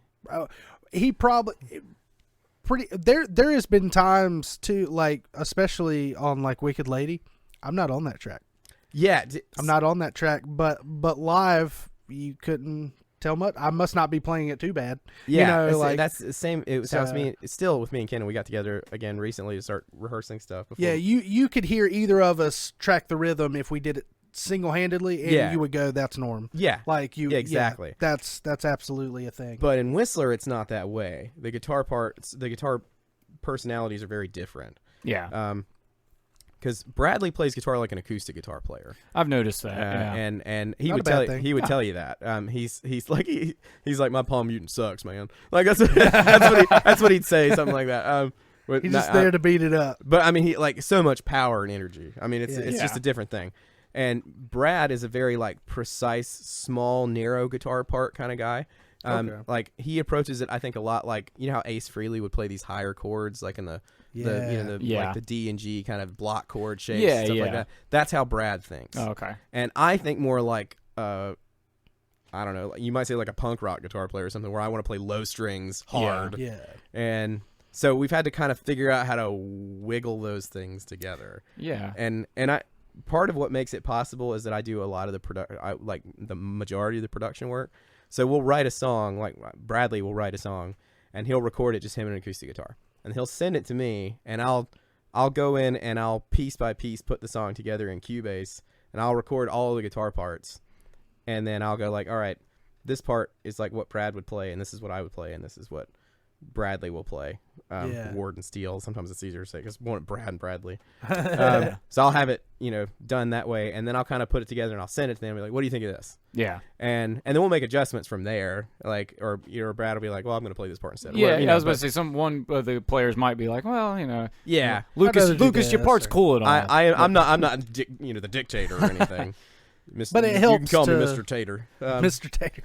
But it helps. I guess it helps to kind of imagine it. Yeah, a that, I little mean, bit and and that's how it's going to. that's what I would always do with like any Norm ideas that we had. A lot of the times, it was either me or you. Most of the time, you would get into Reaper and record something, or with me having a Mac, I would just get into GarageBand and just lay something down with one of the preset drums in there, Just something. and just just put something together and actually sort of piece it together like you would an actual song. Back in the day, like it was just. And sometimes it's still that way too. Just take your phone out and just record a riff or something like that. But I really got in. I do that a lot. But I started getting into like actually wanting to sort of like piece together parts of a song, and like so put all the tracks in there half-assedly because I'm just doing a demo. But I wanted enough to imagine it, Right, like, and to yeah. get it. And that's what I was talking about. It To kind be of a the fan. way that I approach InterTwyneD and Whistler is so different in the sense that in Whistler, it would not be inaccurate to say that Bradley writes all the songs. There's Yeah. like one song that I kind of had the bones for, but mostly he writes the songs and like sends us an acoustic version of the song because he's like playing it out every night doing these acoustic gigs and stuff. And, like he'll try something out, man. Dude's got massive cojones, and So he'll come out with a song, and I'm like, all right, and then I'll work on it, and then we'll work on it, and like I used to kind of try to put drum tracks to it, but like our drummer is so intensely good. Like Derek is fantastic. Yeah. And so what I'll do is I'm just like, all right, dude, like take it, and he'll go and record something over it, and then that will become a song. Yeah. Whereas with InterTwyneD, we do it very differently. Like I'll write a riff, like 30 seconds of a riff, and I don't try to chase it any further than that. I'm like, this kicks ass, leave that. Yeah. And then we'll have like folders of just like riff in D, riff in E, riff in F sharp, whatever. Oh gosh. And just tons of ideas. F sharp, 150 BPM, 4/4, whatever. And you come back and grab it. yeah, Make and then things so like fit. Kenan will do that, something like that, and then Chris has got some drum beat he thinks is cool, and we'll just puzzle piece stuff together. And then all of a sudden you're like, I don't like this part. I don't like this part. There we go, that one. And so it's more of like a cooperative process in that respect, I guess. I think in Norm, in the beginning, everything was like just riff based off one riff, and it kind of stayed that way through the duration. But I felt like that started getting harder to do because we wanted to evolve, like most bands do. So I find it anymore these days. I find it incredibly difficult to write a song based off of a riff. Unless there's other people that are collaborating with me. If I'm sitting down writing a song for like any solo stuff that I do or whatever, like it's not usually with a riff. It's usually like just based from chords or something, like, because a lot of the solo stuff I write is more pop rock oriented. But so it's easier for me to write a song that's for myself that's just from based chord, like Bradley I guess would do, in Norm it was a little easier when you had the other guys working with you. But even still, I mean, we would start on a riff a lot of times and like kind of get somewhere, but never finish. It was kind of, I would say it was kind of no holds barred. Like, so if we played something and we tried something and we didn't like it, one individual can veto that entire decision at any point in time. Definitely InterTwyneD was that way. Yeah. Like three of us could love it, one of us hate it, throw it out. And I could say writing Norm music was satisfying when it happened. Yes. Yeah. So like it became a difficult because everybody, nobody was ever fully satisfied with something. We were always messing with it, and I think it created some of the coolest music ever. But at the same time, it's difficult, like the way we decided to do the things. clash of personalities is such a strong way to create a great sound. Yeah. Oh yeah. And that is why I think InterTwyneD's first record is so good, because we're clashing so hard. Yeah. on so many things. And Travis is like, I'm gonna play funk here, and I'm like, that doesn't fit. I don't care. I'm playing funk here. And then later you're like, oh, I guess that does work. I think in Norm it wasn't so much that per se, because we all love hard rock music, but none of us were like just strictly a different genre that came together and played hard rock. But we still all had, like, I mean, me, like I said, I'm really into pop rock and stuff like that too. You had like a lot of me. Well, you were a lot of I listened to a lot of weird stuff, really. I would say if there was anyone that got into kind of the what I would call like dad metal. That's kind of where I was going Lamb with of it. God, shit like that. Like that was kind of more me. And Corey was like heavy, Slam Death. Yeah, he. And Needham was really, he was interesting. beats. He's like kind of really into thrash metal, but he also loves like Sublime and Dirty Heads and stuff like that. I can totally see that just knowing him. Yeah, absolutely. Like, oh yeah, like he's 100%. Dude can rap, dude can I sing, believe dude it. can do it all. Yeah, so I mean, so there was that too, but I mean, we all have a love for, the type of music that you would call Norm or InterTwyneD, because both of those bands have kind of similar styles. Yeah, not totally the same, but so yeah, so it's kind I of would the say same they're thing. definitely both multi-genre. Like it's Yeah. really hard to Yeah, pinpoint yeah. some shit Yeah, in well, both bands. I think a good description for those bands would be like alternative rock. Yeah, because there's that's a good enough way. kind of like, it's not straightforward rock. Like Whistler is rock. Yeah. Yeah. But it's also not like it's not metal, but there's metal parts, and then like there's some progressive There's elements. prog stuff. Yeah. Yeah. Yeah. So That's what I was about to it's say. kind of a which is why we always like to play with you guys, because there were so few bands. Like I could count on one hand the number of bands that we wanted to play with. Yeah, we felt it. It was hard to get what you felt like a proper well, lineup it's hard. was. It's kind of hard to Yeah. fit in with the type of music we play because we ran into the issue of like all the bands being so much heavier than us, or Yeah, it would be one way or the other. Be all the bands are like ridiculously heavy, or you're way heavier than the other bands. Yeah, And- it's hard. Yeah, so finding that sweet, like it was you guys. Vanisher at the time was back with Justin Reich singing. Hephaestus, Madrone was a thing. We loved Madrone. I remember them. Yeah, there was like, well, when I first met you, there was that band Spirit Slave. Oh yeah, Spirit Slave's cool. yeah. Yeah, they were cool. But who are some of the other bands we used to like to play with a lot? Well, Shadow of Myself. Yeah. Which I was think we did play with them a few times. Yeah, that was like maybe just right before. No. You were in the I band. played with Shadow Yeah. myself a couple times. and then- that was like right as I was joining when they kind of and now Travis, their singer for that band, is now the singer for Scars Remain. Which I would say that Scars Remain is a little heavier than Shadow myself was, but it's still along the same lines of Yeah. you Yeah. know. just trying to think of bands that had a similar sound to us. I mean, who else? I mean, there was plenty of bands that we loved to play with, but But I it mean, was hard to fit that genre. Stellar mold. Circuits is a band we like to play with, but once again, they're musically just a little bit different than us, But I think they're back together. Mhm. I saw a post about that. I don't think they which ever I thought broke was up, cool. though. Well, yeah, maybe it was just a really long hiatus. Yeah. Because I remember going to that last show. I've got pictures from that last show, and I don't think they. Oh, I can't remember where that was. Wasn't it when we opened for? Was it Blind Tiger? No, wasn't it when we opened for Jamie's band? Swift. They didn't play. Yeah, they did. Maybe they did. They were on that bill. If they did, Yeah. Why can't I remember? It was like us. Too many repetitive bangers. Oh my It was god! us, Stellar Circuits. I probably wouldn't have. We remembered Rise to that night. Fall. We Rise to was Fall. on I it. remember they played. We Rise to Fall was on it. Yeah, it was and that. I remember there being like 5 Something bands. Clever was on it. I Yeah, think. probably. Yeah. But yeah, I mean, there was I feel like a jerk. but it was a weird scene. For If sure. I missed you, I'm sorry. And honestly, I mean, like I feel so far removed from that now because I mean, like in the last couple of years, Norm hadn't been like invited to play any of these gigs, these gigs with like 4 or 5 bands on it on the And bill. COVID. Well, there was COVID, but we also decided we wanted to start making a little bit more money. So when you're original band and you want to make money, you got to throw covers in the mix. Yeah, Unfortunately. And Go so play for 3 hours. so we decided to try that for a little while, and it just I think it started removing us from being a part of the scene, I guess you could call it. Well, but- I think you grow out of it.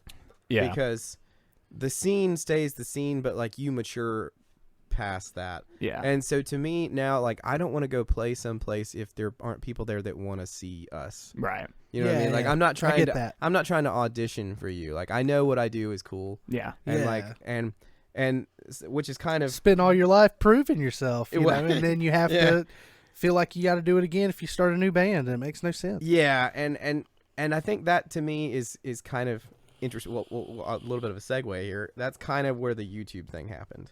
Okay. Because Yeah, let's talk about that. I for many years pursued the band thing very hard. Did the same stuff you guys, you know how it is. Like you just beat yourself to death, driving all over the place, 3 hours away to play for 45 minutes to 6 people, and Yeah. you get paid $25 for the whole band. Yeah, that kind of absolutely. moving hundreds of pounds of gear, all this stuff, and it wears you out. So like, we're all burnt out on these things, and then like, the band is having trouble keeping it together and stuff, and then like my daughter is born, and that's requiring a lot of my time. And I was working at a music store right before she was born, and I finally got to the point where like I couldn't do that job anymore because of just, we'll say, creative differences. Yeah. And so I was like, I'm pretty good at luthier work, so I'm gonna like kind of just go off on my own and do this. And so I left that job. Cora was born. I started doing this thing, and then I had done YouTube like kind of as a hobby. I was gonna I ask. remember. I was gonna ask, like, was it something that you got into thinking I'm gonna like try to make this a big thing, or was it was just a hobby thing? No, I think that's how it watching you starts. when I was very young. I think that's how it starts for a lot of YouTubers, honestly. My earliest videos were probably like 2009 or 2010 or something. I was in college, and it was just like, I don't know, just something I thought was fun because I like to watch other guitar players like talking about their rigs and like talking about pedals and old pro guitar shop demos and stuff like that. You know, and YouTube was early then. Yeah, and I was like, all right, well, I could do this. I got a camera, you know. So I didn't. And not that stuff is good, but I kind of stopped doing that the whole time I was working at the music store. I was just so busy, I could never do it. And I was driving. At first, I lived in Mount Airy, and I was driving down to Lexington every day. So I remember that. I was like, how is he doing that every day? I had an hour commute both ways. We did eventually move to King, which made it shorter, but still, just no time. I was just like losing my life to this job. Yeah. So then when I decided, like, okay, well, if I stay home and work from my house, I can keep Cora, and we don't have to pay for childcare. Right. And like that almost in itself offsets me not working that job anymore because childcare is very expensive. It's very expensive. Especially for an infant. So I started doing that, and I was like, I'm losing my mind. I got to do something with music, but like none of the guys, like Chris has got his kid, and he's got like another kid on the way, and like Brian and Cannon are way far away, and Travis is in literally like Russia or something. I'm like, that true story. He is. He was like literally in Russia or like the Cayman Islands or something crazy. And so I'm like, well, I used to make YouTube videos. That's probably like something I could pick up and do again. So I started just making some videos just for fun. And then I made this one video because my buddy and I, Evan, that used to work at the same music store as me, we got to talking about a DS1 one day. And I was like, man, I feel like this pedal gets some like real crap from the like cork sniffy guitar players. Yeah. And I was like, sniffy. I'm like that. It is a good tool. And I was like, I'm gonna make a video on like how to use it, like how I think you should do it. And it got like 600,000 views. Yeah, I saw that today because I was rummaging through your YouTube channel. Yeah. I saw that one's got, it's only 400,000 away from a million. Anyone can use it. Well, and let me tell you, that comment has been said to me a lot of times, which it's really funny. The whole thing in the video, like the title of it is like, you're using it wrong. Oh, okay. And 5 tips on the DS1. I think I've seen the video, but I don't. Yeah, it's been a while, hasn't it? And within like the first 30 seconds of the video, I'm like, now I'm not saying that you specifically are using this wrong. I'm saying like, if you don't like the way it sounds, then maybe try some of these tips because you might be using it wrong. And I think that's fair. I think a lot of people with it. I think a lot of people set the tone knob all the way up, and it sounds like a can of bees. Yeah. And like so, but no one ever listens to that. It's just all these comments of like, Kurt Cobain used it, John Frusciante used it, Dave Navarro used it, Steve Vai. I'm like, dude, I know. Man. I'm aware. Like, I know. This is what I do. Anyway, don't get me started on that. But yeah, they're not even watching the video. They're just they're just there to jumping troll. in the comments. I feel like where YouTube for you like was like really started, and I could be wrong, but like where I feel like you started gaining a bunch of popularity was back in like 2011, 2012. There was all these videos that was like shit people say, shit someone does or whatever. I forgot about that. And he has one. It's still on there. I'm assuming. Yeah, it is. Yeah. It's a shit metal guitar player say. Yeah, that's true. That one. And I had a running bet with my roommate at the time, who's the other guy in the video, James. He was like, if this video ever gets 100,000 views, I'll buy you a Crystal Head vodka. Because like we were talking about, I don't know why we were talking about that, and I was like, okay, and it hit that like a few months ago, and I sent him a text, and I was like, where's it at, bitch? Where's it at? I remember this bet you made with me, but that video is hilarious because like that gets down to that like Nickelback sucks, like, fuck Nickelback, Fuck like Nickelback. And that just came from me being around. That was the time I'm around all these scene guys, and they're all saying that stuff. And I was like, I like Nickelback, man. Yeah, I think Chad's pretty. Well, cool. What's funny is that I guess back then, maybe those types of videos. It's not that I didn't get them, but like when I was watching that video, I was like, does Lucas does he actually hate Nickelback? I can't really. I don't know if he's joking or not. And then of course deeply steeped in sarcasm. And then I found out, oh, okay, he actually really likes Nickelback. Yeah. But and then there was like some other thing where one of my favorite one is the guy's like at the drink machine and he's like, they are out of Diet Coke. This is so not metal. Or no, he's like, this is so not brutal or something like well, that. That was the thing. James and I used to look at forums all the time. Like, it's back when like forums were more of a thing. And people would be like, "Oh yeah, this tone's so brutal. This is so brutal, so brutal." I'm like, if you use the word that much, it's no longer effective. It's not brutal It's anymore. no longer brutal. Yeah. I think I found you through, because this was years ago. So this is young Austin, like getting on the internet searching shit. I think I had found you through some PV Windsor videos. Oh yeah. And then realized how close you was, and I was like, oh, well, that's kind of cool. It's someone around here, you know. It's neat when that happens. Yeah. It's I can't remember how old I was, but I remember finding that and then figuring out you were a Tremonti fan. So I was like, Yeah. I am too. I'm gonna keep watching this guy. Like That's probably, like, those videos aren't up because at some point I decided I didn't like them and deleted them. I mean, like, Yeah. I probably deleted them like 10 years ago, and they had been up for a few years. Yeah. Well, I think I was looking at one of those amps, and I was just kind of seeing what it could do. Yeah, and you were absolutely. the guy that had videos up Yeah. about it, because that was early YouTube. Yeah, I by kind the of way. like made some friends on the PV forums with that stuff. That was interesting. I was pretty young. I was probably like 19 or something.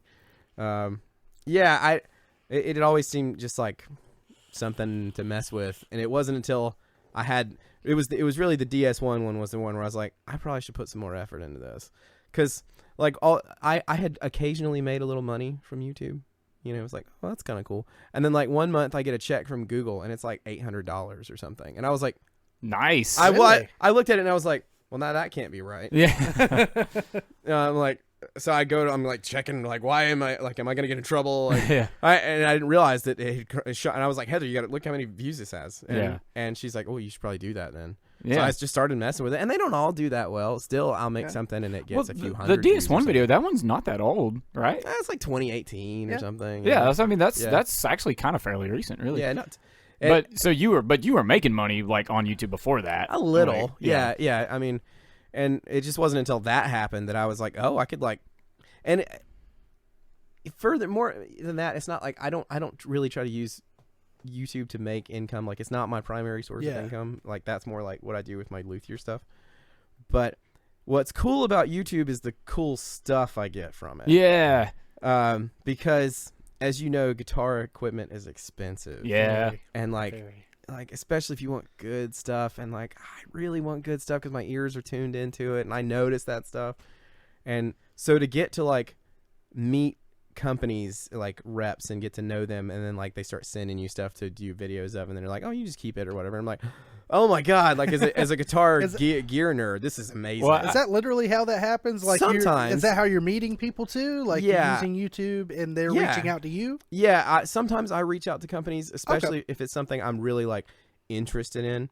But sometimes So you're not afraid really to do that? No, and I like, I don't want to say I like leverage my like YouTube presence, if you want to call it that. It's not anything like some of these, like, it's not like PewDiePie or something. Yeah.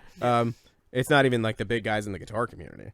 But it's still, it's something. Yeah, I mean, but And- there's people that watch you. Yeah. and it obviously And has. and a lot of times I think the reason that people watch my stuff is because like I'm pretty honest and genuine about the stuff that I do, and I think it comes through. You don't really bullshit in your videos. No, and I only really talk about stuff that I really like. Yeah. You know, and so if I like it, like I put it up there, I'm like, well, yeah, that's probably a good indication that it's something good if you like the stuff that I like. And so yeah, sometimes I think of an example. Who was it that I reached? There's a company called Bootlegger Guitars, and I like have a real thing for Firebirds. Like, I think they're the coolest guitars. And another guy that I know, Sean Pierce Johnson, who's another great YouTube guitar player. He had done a demo video of this guitar called the Hounder, and it looks kind of like a small Firebird mixed with a Strat. Like, it has 3 single coil pickups. That's Actually, interesting. maybe it's like HSS or something, but it's neat. I'll send you a picture of it later. Yeah, that's interesting. So I was like, all right, this is neat. I'm gonna like hit up Bootlegger, and I like got to know the owner of the company, and he's like, yeah, I'll send you one of these guitars. And so he like sent me one. So you build a relationship like that. Sometimes it happens the other way around with Planet Tone, which is my pickup company.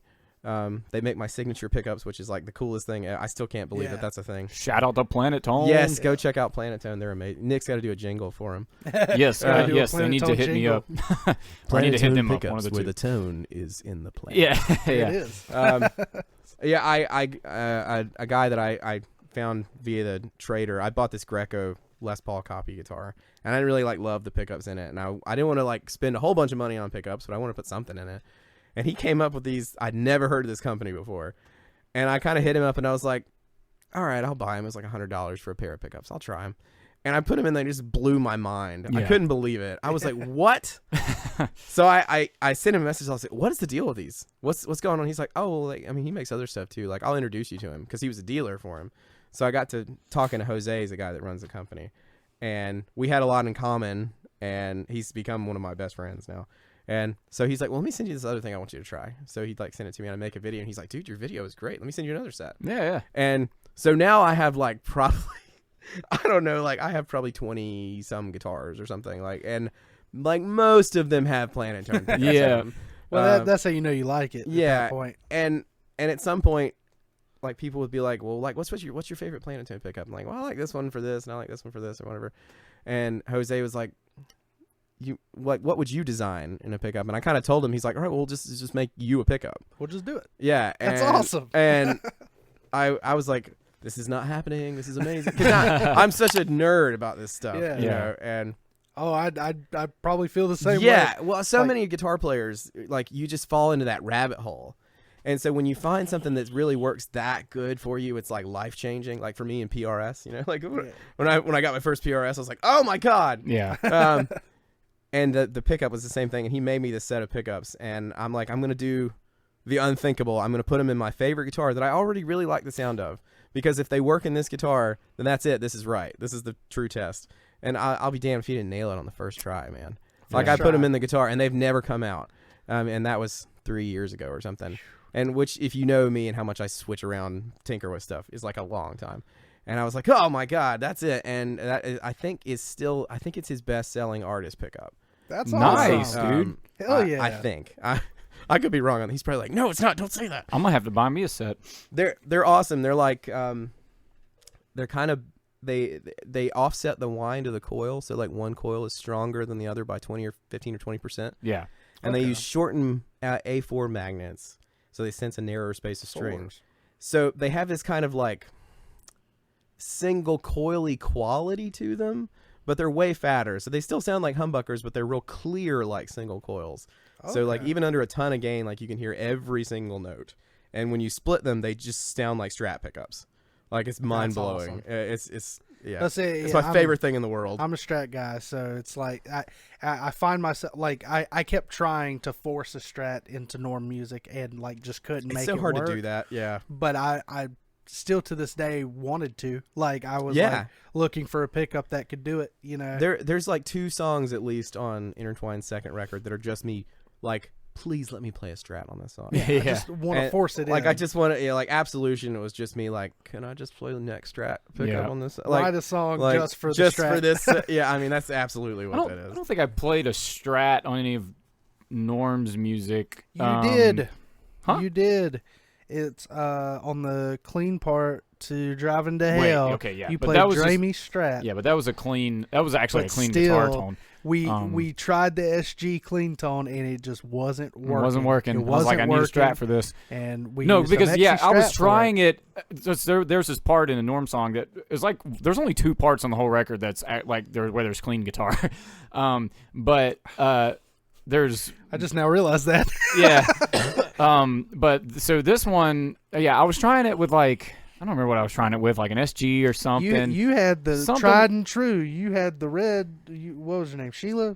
Was I using it with that one? You had Sheila in. Well, I think it, that was the only session you brought Sheila for. I was trying it with something other than with the first that, one. and it wasn't working. I was not playing it right or something, and so Jamie or whoever was like, "Well, here, just try the Strat out on this part. Let's see if we can get it right."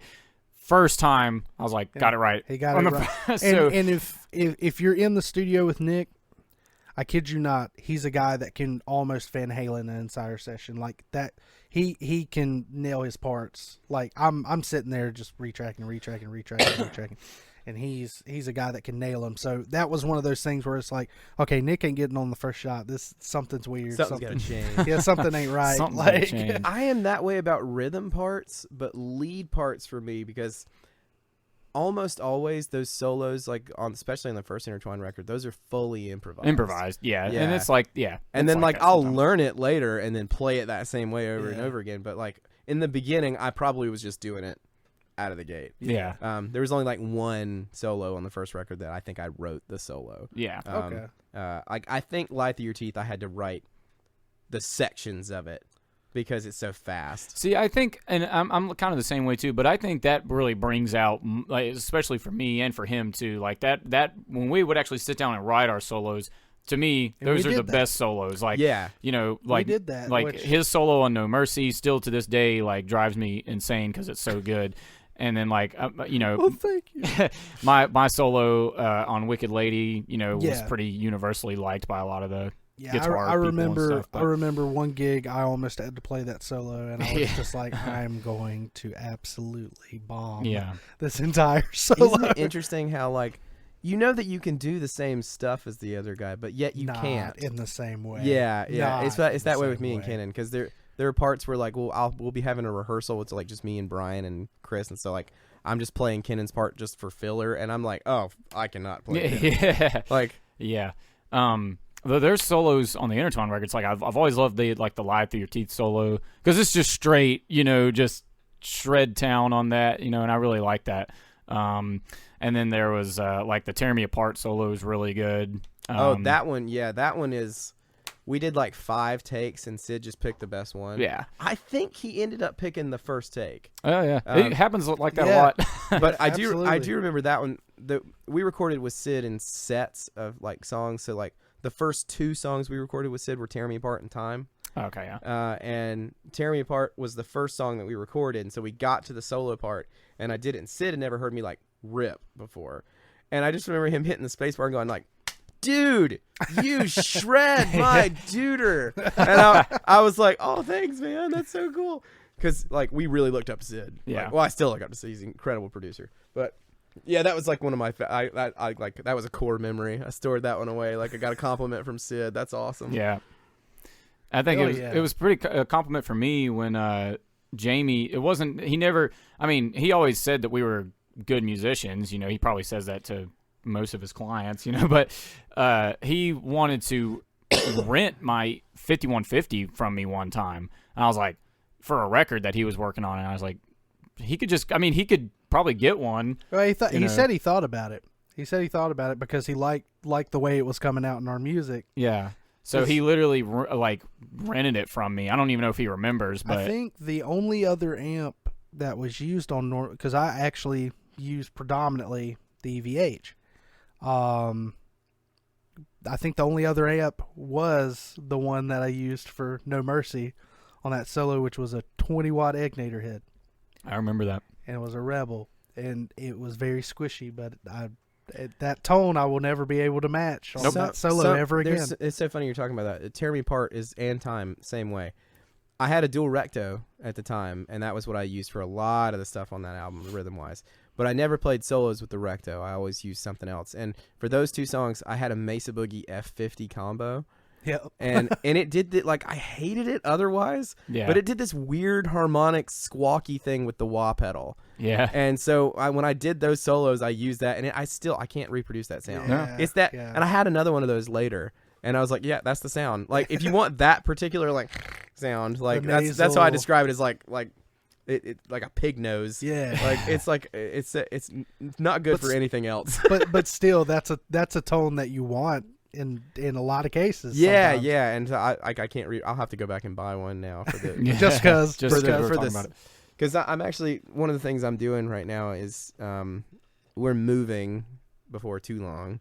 Yeah, you've got a lot of that going on too. You got Yeah. a lot of stuff going on. Yeah, I inherited a house from my grandfather, and it's the house that I grew up in actually. And it's out in Ararat, North Carolina, and it's like a big old farmhouse from like 1947 or something, but it has a detached garage, and Yeah. so the garage I'm finishing in and turning into an actual studio. Oh, that's Nice. badass. Because there's kind of, I think, like a hole in this area now where there used to be Sid and Kyle. There's still Jamie, but like Jamie's up here, Yeah. you know, and like there's bands that are more like in a lower level starting out, like that wouldn't be able to afford Jamie. Yeah. We're talking about Jamie King, by the way. I don't know if we ever really said Yeah, his shout last out to name. Jamie but shout out to King, Jamie Jamie King. King. And Kyle Odell and Sid Menon yeah, is his last name. Yeah. And it's like All Sid, phenomenal. I think Yeah. Sid and Kyle are both in Nashville now. Yeah. And Jamie's still around, but Jamie is like so high bugged. profile because he is the dude. Like Yeah. Jamie's stuff is incredible. That's one of my greatest regrets still is that we did not make a record with Yeah. Jamie.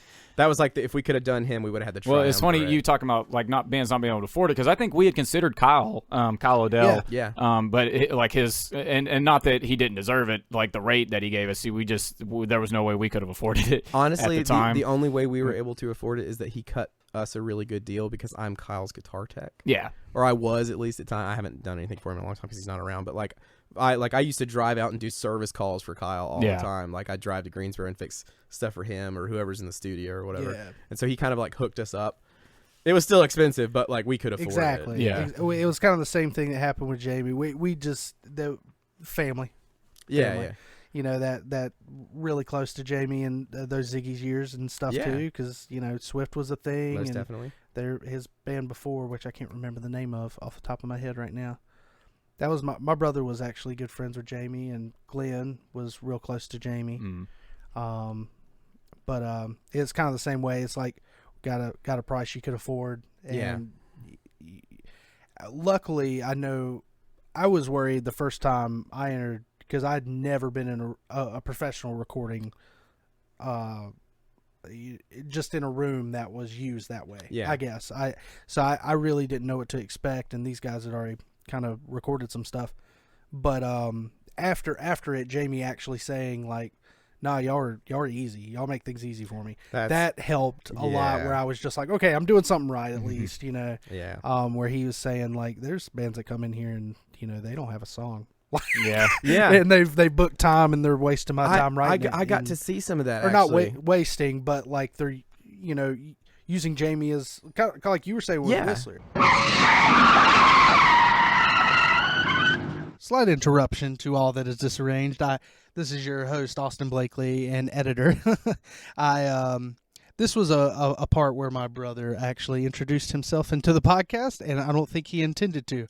So, so we cut it out here, and the conversation kind of goes into a weird area where we're talking about homes for some reason, and I think it's more or less Lucas didn't want to think that he was blocking in somebody. So, just to give you some context, and also too, Lucas was a great guest. We just want to thank him so much, and we appreciate you listening up until this point. Hope you enjoy the rest of the cast. Thanks.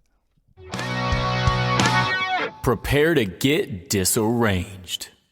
I hope I wasn't like blocking anybody getting in or anything. Yeah. Nah, don't worry. That's my brother. Yeah, don't worry about it. I've got plenty of parking. Like vehicles can park in my front yard pretty much. So. I saw that it's like kind of gravel. A plumber used to own this house. Oh. So I think that was his solution to any sort of water issues. I don't have any water issues in this basement.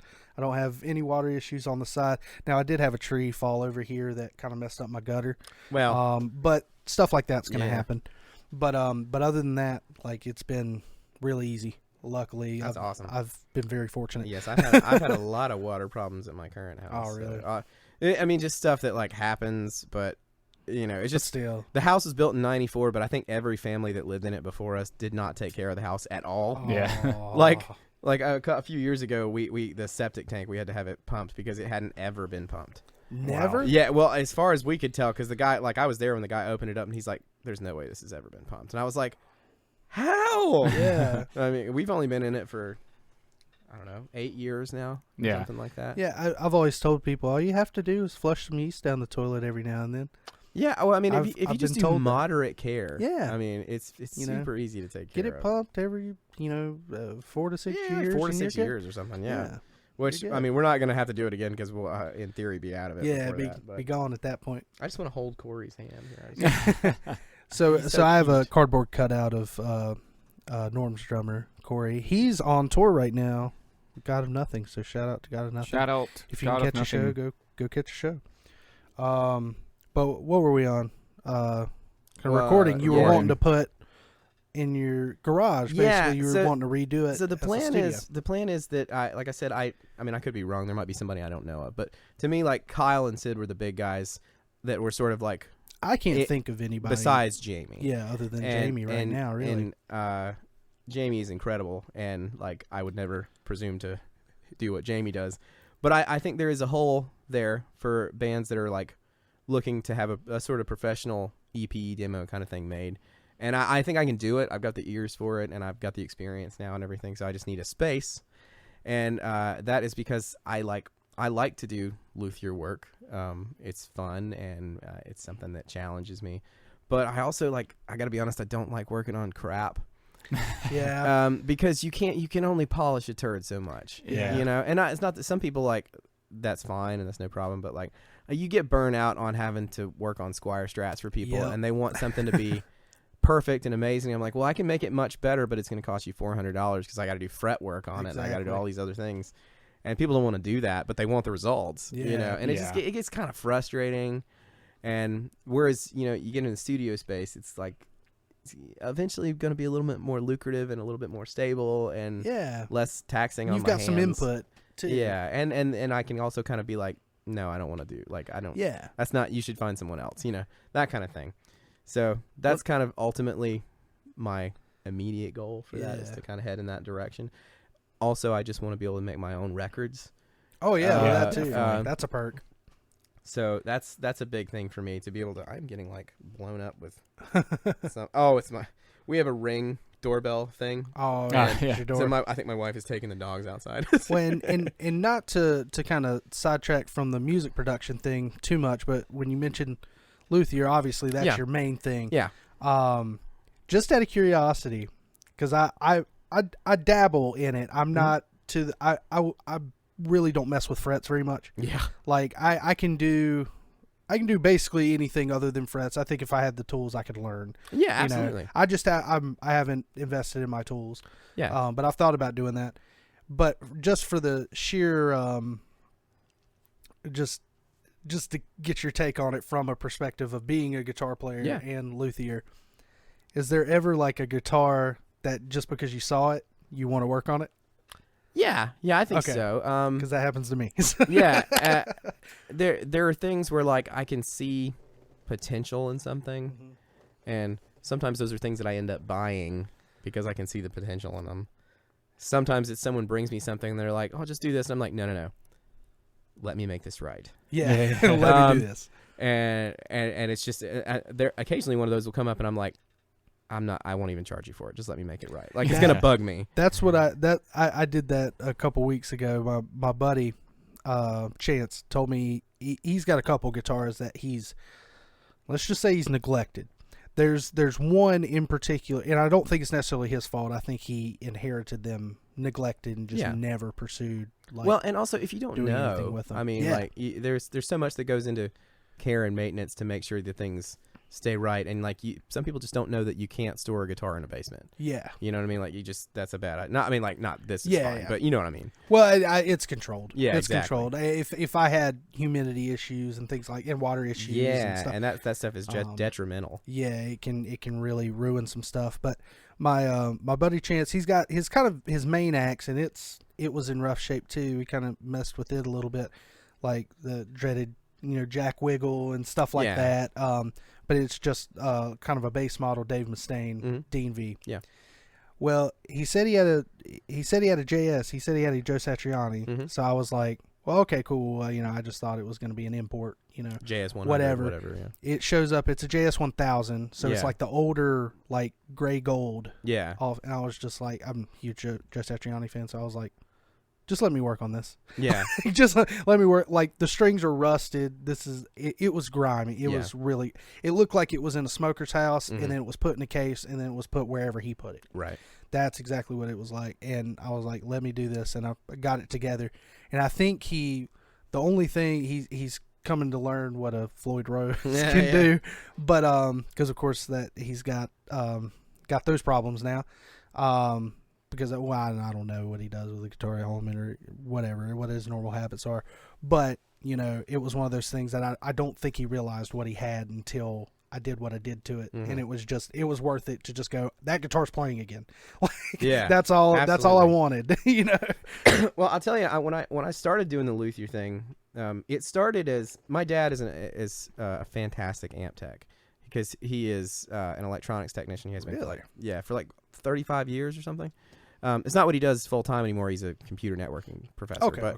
But he used to do that all the time. He was an electronics technician. So he fixed He fixes all his own amps and has fixed my amps for years. I can't tell you how many times he's replaced knobs on my Mesa Boogies and stuff that got broken off.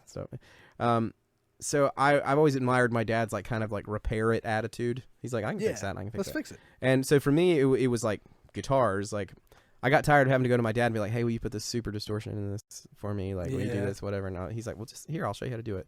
So it started with electronics. I'm like, okay, well, I know how to solder and I understand how this works. I can see the circuit now. I'm like, okay. And then I started getting interested in like, all right, well, like, why does this guitar not sustain enough? Like, so like I've talked to Nick about this before because I think he and I have the same bridge on our SG. Probably. The Graphtec saddles. Yeah. Yeah. Because for me, it was like, this guitar wasn't sustaining enough. So I'm sort of like messing with parts. I start fiddling with things.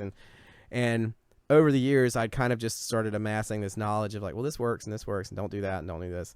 And then in college, I got my second nice PRS. It was a Tremonti. It's like, love that guitar. So cool. I'm a huge Tremonti fan. I still hate you guys so much for opening for him. And I'm so jealous. That was luck of the draw, I think. God, that's so cool. But I get this guitar and I'm like, I've been hyping myself up for this guitar for so long. And like, it will not stay in tune. Like, really? Will not stay in tune. The worst. It was maddening because my Custom 24 had the same trim system on it. Everything, it just like would not work. I was like losing my mind. So I fully taught myself how to do all of this stuff to fix this guitar. Yeah. Because I mean, I sent it back to the PRS Tech Center. I took it to like 4 different luthiers. I took it to Mark Davis when he was still working at Shanix. Yep.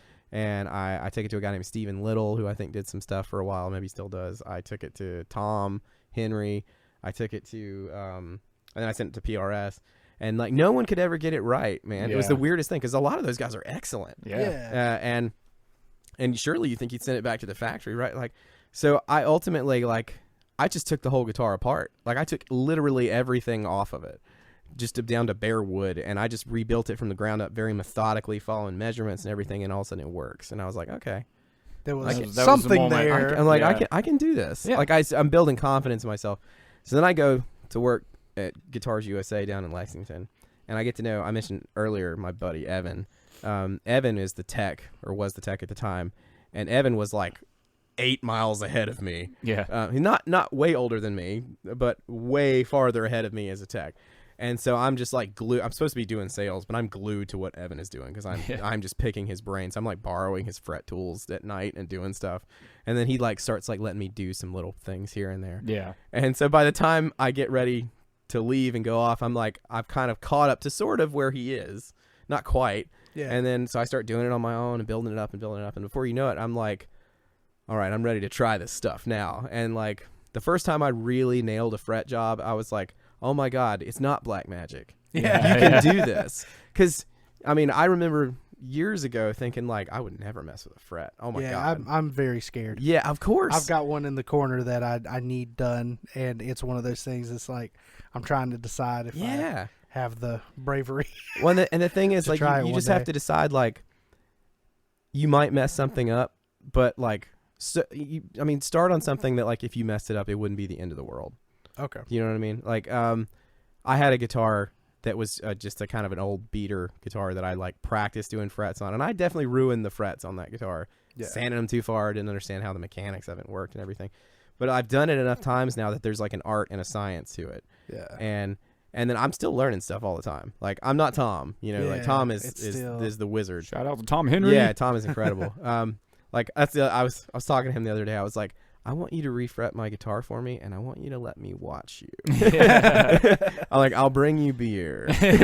But yeah, I mean, he's a super cool guy. But yeah, that's how that sort of developed for me. And I would say, like, if you're like me and you kind of like, you won't be satisfied until you can do it yourself. Yeah. Partially because I was sort of impatient. I'm more patient now than I used to be.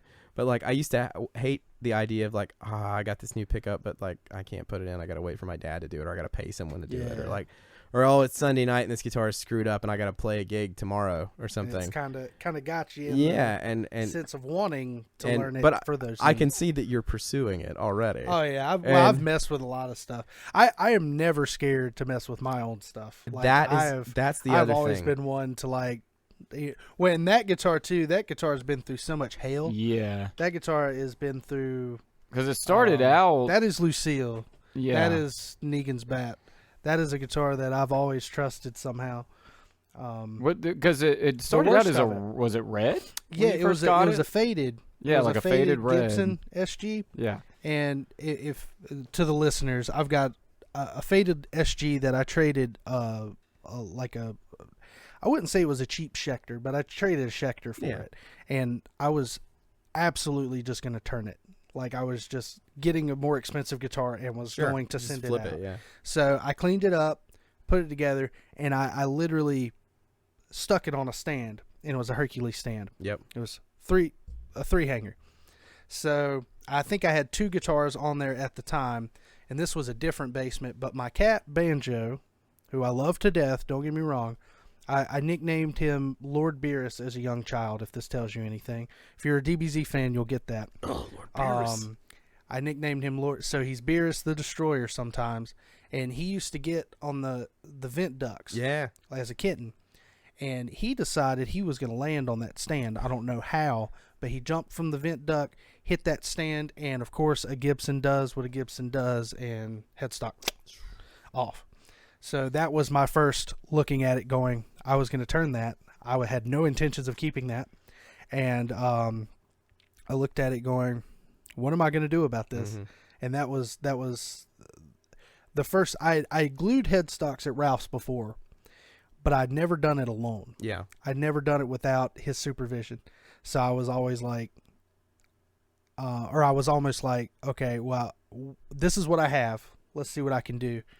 And that headstock, I kid you not, that guitar's been still dry, because at that point I was like, I'm going to gig the hell out of this guitar. Well, yeah. And I'll kid you not, I think it sounds better after it was broke. So that is a universal thing that I've discovered, and I think I fell in love with that guitar after it broke. Yeah. I don't know why. They sound better, and they are stronger after they break and are reglued. Is that why? Just because it's stronger? I think that's part of it. I can't tell you exactly, but I've noticed that. Yeah. And I think lots of other luthiers would tell you the same thing, especially on the older Gibsons with the little tiny neck joints. Okay. The little headstock thing. Yeah. Yeah. That one fell at many a gig and has not broke from that repair. Well, it's because the wood glue is physically stronger than the wood itself. Like that's good to know. You would not be able to break it in the place where the glue is. It would have to break somewhere else. Yeah. And that guitar too, at the time, I have tiny hands, so at this Whopper's too big for my tiny hands. But that guitar has got a chunker of a neck on it for an SG, which I thought was kind of weird, and I think that's why I was like instantaneously just hesitant to do anything with it. Like I just didn't want it. And then I started playing that guitar more and more and more, and my guitar skills developed, I think, with that guitar in a way that like it did something to me to have, and I could still go back to smaller neck guitars and have no issues. Yeah.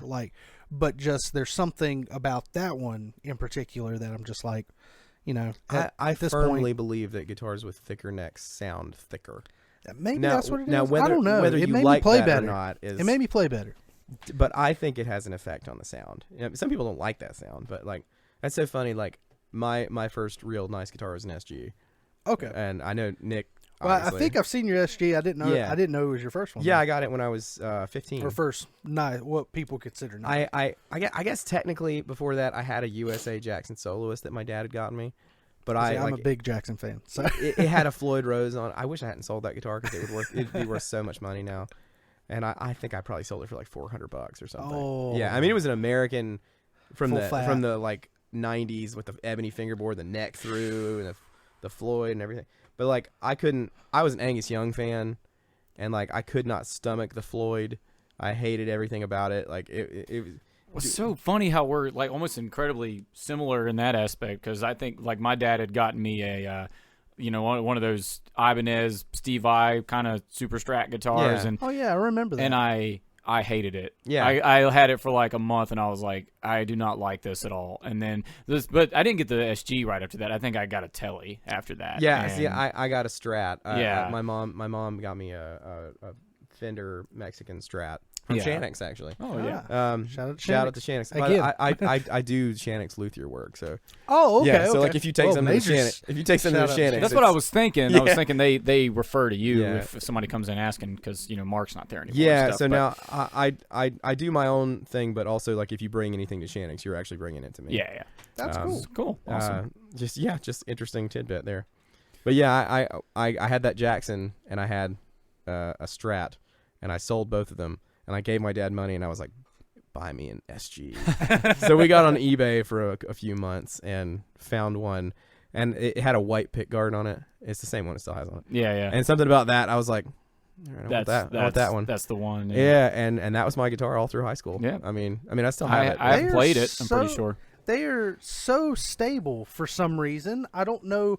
I mean, they've got the weird Gibson quirks, but in my experience with Gibsons in general, it's been very negative. Like I have not had good experience. Like I've never been a Les Paul guy. I've tried, and Nick said, and I've had I had a faded LP that I did not enjoy. That was when I was in that pop punk band. Gotta have a faded LP in a pop punk band. That's the only Gibson LP that I had. But I've like went to stores. Like I love the way they look. Yeah, love they the way look awesome. and everybody talks about the sound, and I listen to records, and I'm like, I want that. And then I go to stores and I play them, and I just hate them. Like I can't.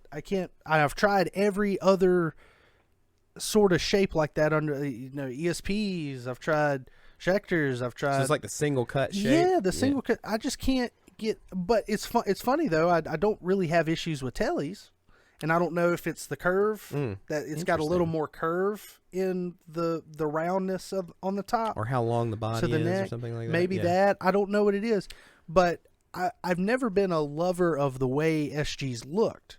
But I got my first SG around the time I joined Norm. It was a white SGJ. It was a 24 fret. Was that the one that SG. had the inlay stickers on it?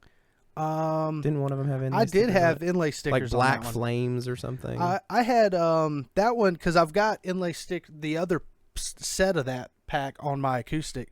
A friend at I managed a Domino's, and she used to get all this cool shit from Amazon because it was like a review sort of thing. Oh, yeah.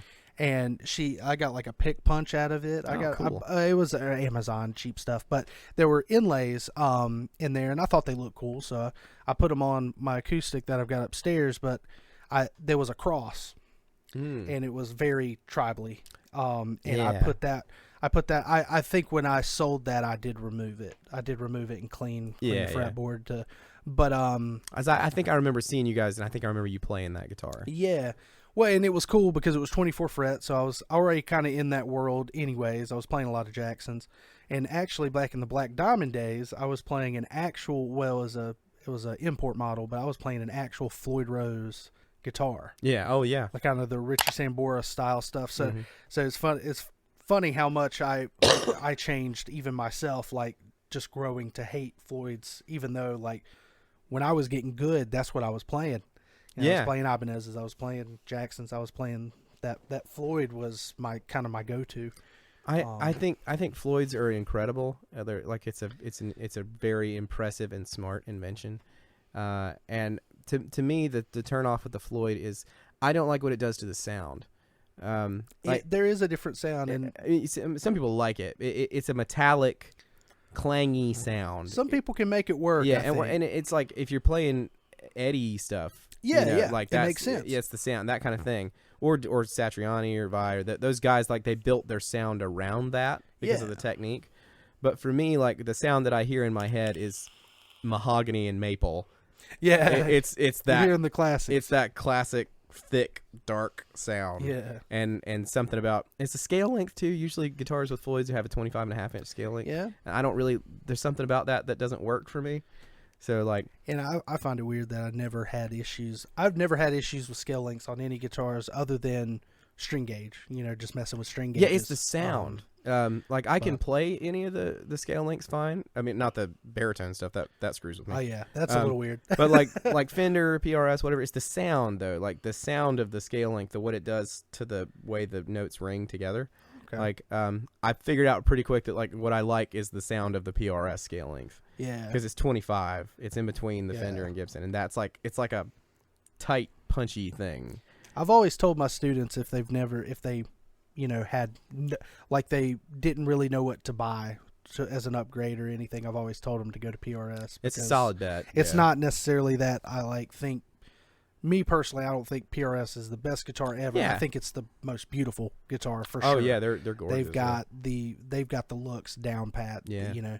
But when it comes to stuff like that, like it's just like, well, here's a good in between that you're gonna get a little bit of both worlds. I think that's part of what attracts me to them is that my musical brain is split in twain, and it's like classic rocky bluesy stuff and more aggressive modern stuff, and it's very hard divided. Like I want to be able to do both things, and I haven't found a lot of guitars that let me do that, and those for me just seem to work for that thing. And also I think I kind of grew up playing the Gibson scale length, and so when I started tuning a half step down, that extra like quarter inch of scale length helped just a little bit. I think that's part of it.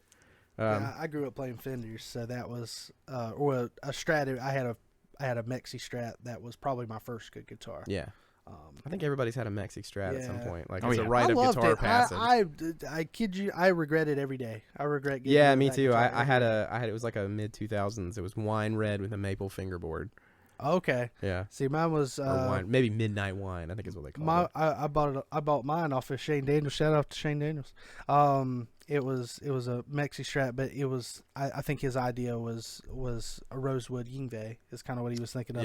Yeah. So it kind of had the color, but also too I think he was thinking one day to scallop it. Yeah. Just never got that far. Oh man, that's a job you don't want to do with your. I think that's why I didn't want to go that far. I have done a few of those, and that is to me like the most intimidating job You because like take off too much. make it yeah, too deep. and you really got to do it by hand, like with files, Yeah. and I mean because like you could use a profile sander or something, but I mean you got to be so careful, like, and depending on how Ruin a deep you guitar scallop, quick. you don't want to like hit the truss rod or something. Yeah. I mean there's all kinds of. And then it changes the stability of the neck, so you Yeah, got to you're like taking- compensate for it. So but the thing I think about is like one day you're gonna have to change these frets, Yeah. and I'm It's not gonna gonna be suck. the one that changes these frets It's gonna with that suck. It's tiny gonna little bit suck. of real estate.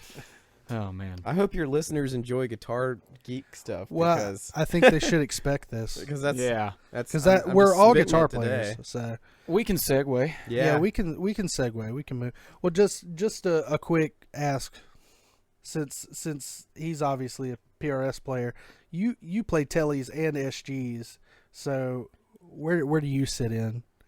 As far as Like Which one, or- going from either one, did that kind of alter your play? oh, you're saying when I went what do from you a prefer? when I What do went from a telly to the SG for the first time? Yeah, did that open an eye, or did that? I don't know. I mean, like I think when I first got the telly, I was just like, oh, thank God this isn't this Ibanez that I had.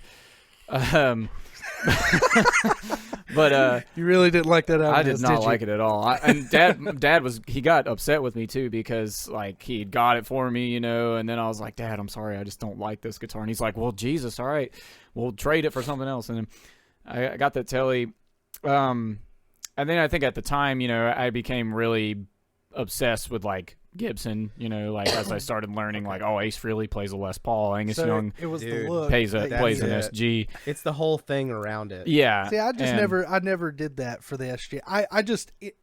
SGs ended up in my life, so now I've got a love for them. Well, Dad came across a deal from a buddy of his on that red SG, and it was probably, and this was at the time, it was only like 5 years old. It's getting, actually next year it'll be 20 years old, I think, because it's a 2003. I think mine just turned 30. Oh wow, Yeah. So Or that's 31. They're getting up It's a there, getting 90 into vintage getting into territory. the Mine's a age. 91. And what's funny is that mine's a 61 reissue, Yeah. so like it's already supposed to look vintage or whatever. But anyways, but he got it for like, I think he paid $600 or $700 for it. which That's is like not just a bad. killer deal for Yeah. that guitar. And he, I don't know if he like told me he was getting it for me. I can't remember, but I was about to start high school, and he just randomly came home one day with it in the case for me, and I was like, "Holy shit!" That's just That's a real- yeah. And Shout out to Jake. shout out to Jake Branscombe. And so I still have it. That's a guitar that probably like your SG. I'm assuming will probably. I'll never. I mean, it'll never leave me. Like it's not like it's necessarily your guitar that you play all the time now. Yeah, but you never get rid of it. And like I contemplated like when I die, like it going underground with me. But then now I'm like, I don't think I want to get buried. I think I want to be cremated. So I think that guitar is gonna go back. Well, you don't want it to burn with you? Well, I was about to say back with Dad, but I don't think he wants me to die before he does. So I don't know who it would go to. I guess. At this point, if there's one guitar that's like to my death, it's not going. It's probably that Jackson at this point. I've fallen in love with that. It's a Japanese. I don't know if that Washburn's production. going anywhere either, because I don't think you'd be able to sell that. Yeah, the Washburn too. The shiz. I call that the shiz. Yeah, that's the sticker guitar with all the bullshit all over it. It's like an idol shape. Yeah, I know the one you're talking about. That ended up in a buddy's closet with gutted. That was my first figure it out moment. Yes. Try to figure out how to put that thing back together and make it work, and it barely does, but I've created so much cool rock with it. I don't know if I can get rid of it. Yeah, but, definitely. But that was not intended by any means. It just it's followed me, and I think I had it for 2 or 3 years before it ever like got put together, and then like in early Norm I needed a backup, so it was like it kind of pushed me to make that guitar work. And I remember the first pickup was in it. It's the cheapest pickup I could just find around here, and it was I spent $20 on a Seymour Duncan neck Invader. It was the neck pickup, and I don't know if it's much different than the bridge, but I know it fucking screamed. Like it was hard to control. Yes, those pickups are kind of whiny sounding. Because very. Like that high pitch. I mean, that's what they do. Right now, it's actually got dual pickups in it now because I keep fucking with shit. Always. But it's that one's custom 5. Oh, that's a great pickup. And a Jazz. Yeah. But that actually came out of that one. When that one, I decided I wanted to redo that one. It got gutted, and I was like, well, I'll just put the guts in there. Yeah. Like, that's kind of how it went. You know what I think is interesting is the way gear gets around. That's why, like, when I think about when I die, I'm like, I want these things to go to some people because there's like history in right. them. Yeah. I'm pretty sure Nick still has the Les Paul that he got from me. I love that guitar. And I played it at a gig a week or so ago. I played that guitar, and it's awesome. I have that has Planet Tone pickups in it. Oh, okay, cool. Yeah, those are Blues Heritage pickups. I didn't know that. I was thinking they were stock. No, they were stock, and I changed them because I got some Blues Heritage pickups, and I just left them in there. They just stayed in there. Like, I liked that guitar, but for whatever reason, like, it wasn't as like right for me as the Greco was. Yeah. And I wanted a Firebird. So when you paid me for the guitar, I went and bought a Firebird, which I still have. But I have like several things that I bought from your dad. Like I've got a couple of pairs of I've got some EV speakers in a cabinet that I got from your dad. Okay. Like EV12Ls. Yeah. I've got an old Carvin amp from your dad. Yeah. Sometimes it's just cool to know. Well, like my main tube amp came from his dad. Yeah. It was a cool buy. Everything's, every musician around here has bought something from Dad. Yeah. And he has bought stuff from... that's you were talking about Keith Ford earlier. That's how I met Keith, is I sold him an amp years ago. Yeah. Shout out to Keith Ford. Shout out to Keith. And that PRS y'all worked on for a video ended up with me. Oh, the here. Floyd guitar. And the main reason, one, because I didn't have a PRS. 2, because I didn't have I had a Floyd guitar at the time, but I that one's a lot more stable than the one I traded. Unfortunately, Needham, but he doesn't use it. We did, so me and Lucas had the couple videos on that guitar, and so then I ended up selling it to Needham, and then a couple years ago, it sat in a case. Yeah, he never used it. He never played it, and so a couple of years ago for Christmas, his girlfriend bought the guitar from contemplating Needham trading. to give him for Christmas. I had a Jackson Dinky that was kind of beat up, but it was a Japanese. It's a good guitar. It was just not one that was making it into my rotation. Sometimes they are that way, yeah. And I was contemplating like giving him some money in that guitar because he loves Jacksons. Yeah. So that's right down to thrash Thrash World. yeah, So yeah. it's right down his alley. So I was contemplating doing that, and we was kind of talking about it, and then he just ghosted me about the issue. Would not talk to me about the issue. Had no or about it, and so I was like, all right, well, he's planning on keeping the PRS, and I got that damn guitar for Christmas. She was like, well, you already said you was gonna do it anyway, Oh, so I how just gave him cool. the money and. That's so If you're cool. cool with letting the guitar go, and I was like, well, that was the plan. So that was my present. But also too, that's the guitar you used on the devil recording. Yeah, I played it on Devil For- Went Down to Georgia. The cover we did. I Yeah. didn't, I So didn't know I that. didn't want that guitar to go anywhere for some reason. I was just like, I need to save that guitar.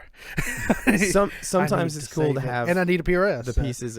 Like I only have one of the amps now that I used to record our first record. Like I don't have the Splon anymore. I don't have that dual recto. I do have the Mark IV because that was like what I got right at the end of that session. But It's kind of sentimental stuff. Yeah. And that's actually the guitar I played on the devil recording, ain't it? Wasn't it, Lucille? Yes. She was, did you guys do that with Jamie too? Just as like a one-off? That was Kind funny. of. We recorded all the strings at home, Yeah, Oh, we okay. recorded them at And- my house, and then but we went and spent a couple hours with Jamie to do We the sent him. drums. We sent him the dry tracks to have him reamp them, Right. Yeah. and and it then was we just did. reamped into his His nice stuff. EVH. Yeah, we did Well, no, drums and just- vocals. Oh, his. Yeah. Okay. Yeah. Yeah. Yeah, we did drums and vocals with him in his studio. Yeah. Um, Well, you can totally do that. Yeah. Yeah, oh, yeah. That way you're not spending the studio time. yeah. It worked out. So we didn't spend the whole. I guess what we're trying to say is we probably spent 2 afternoons on that recording, and Yeah. that's probably our most popular recording. Oh, it's got so many views on Facebook. Stupid. It comes up periodically. I see it. Yeah. I'm like, dude. Yeah. It just out of no. Well, and it surprised us a couple months back. They just randomly reshared it. They reshared it. I didn't hit them And up or anything. It got yeah. another 3 3 or 4 million. million. You know, Yeah. it's like Crazy. they're saying we need ad money, so we're gonna just repost another. Which is it's cool. We like the publicity. Well, so. it stirs up. They probably notice it stirs up controversy in the comments. yeah. Of course. yeah. So But I love it. I love it too. I love Yeah. a lot of people say don't go read your comments, but like if you know how to take criticism or a comment or know when someone's kind of being like just silly dumb. Oh yeah. My favorite one, just to say this on the podcast, my favorite comment, because obviously I'm a weighty man, so I get those jokes. There was a comment that was in a different language, and I don't know if it was like Brazilian, Spanish. I don't know what it was. I really don't know. But I hit the C translation button because I Yeah. was like, I'm curious. And I hit it, and it said, so much cholesterol. And I busted out laughing so hard just because it was like, that was clever. Thank you. Like, everybody else was saying, like, fat devil man or whatever. Like, and I was just not clever, but so much cholesterol. Thank you, whoever commented that, because that made my damn day. You I earned laughed it. so hard. But to segue into something a little different, obviously we want your opinion on this. And we were speaking about Mark before, but what do you think about Mark Sinatra? Oh man, I'm so glad you brought that up because long before I got into Creed, I liked Rat Pack kind of music, like Okay. big band swing stuff, and That's cool. it's just something like I used to do like karaoke stuff with it because Yeah. I just love it. And then later I got into Fallout really hard, and the soundtracks to Fallout are all that kind of stuff. And so I've always loved that. And when I had heard him mention that he did that stuff before, and I was like, man, I would love to see that. And when they showed this like teaser thing of him putting the suit on in front of the mic, I was like, he's gonna do Frank Sinatra, He's Yeah. about to do it.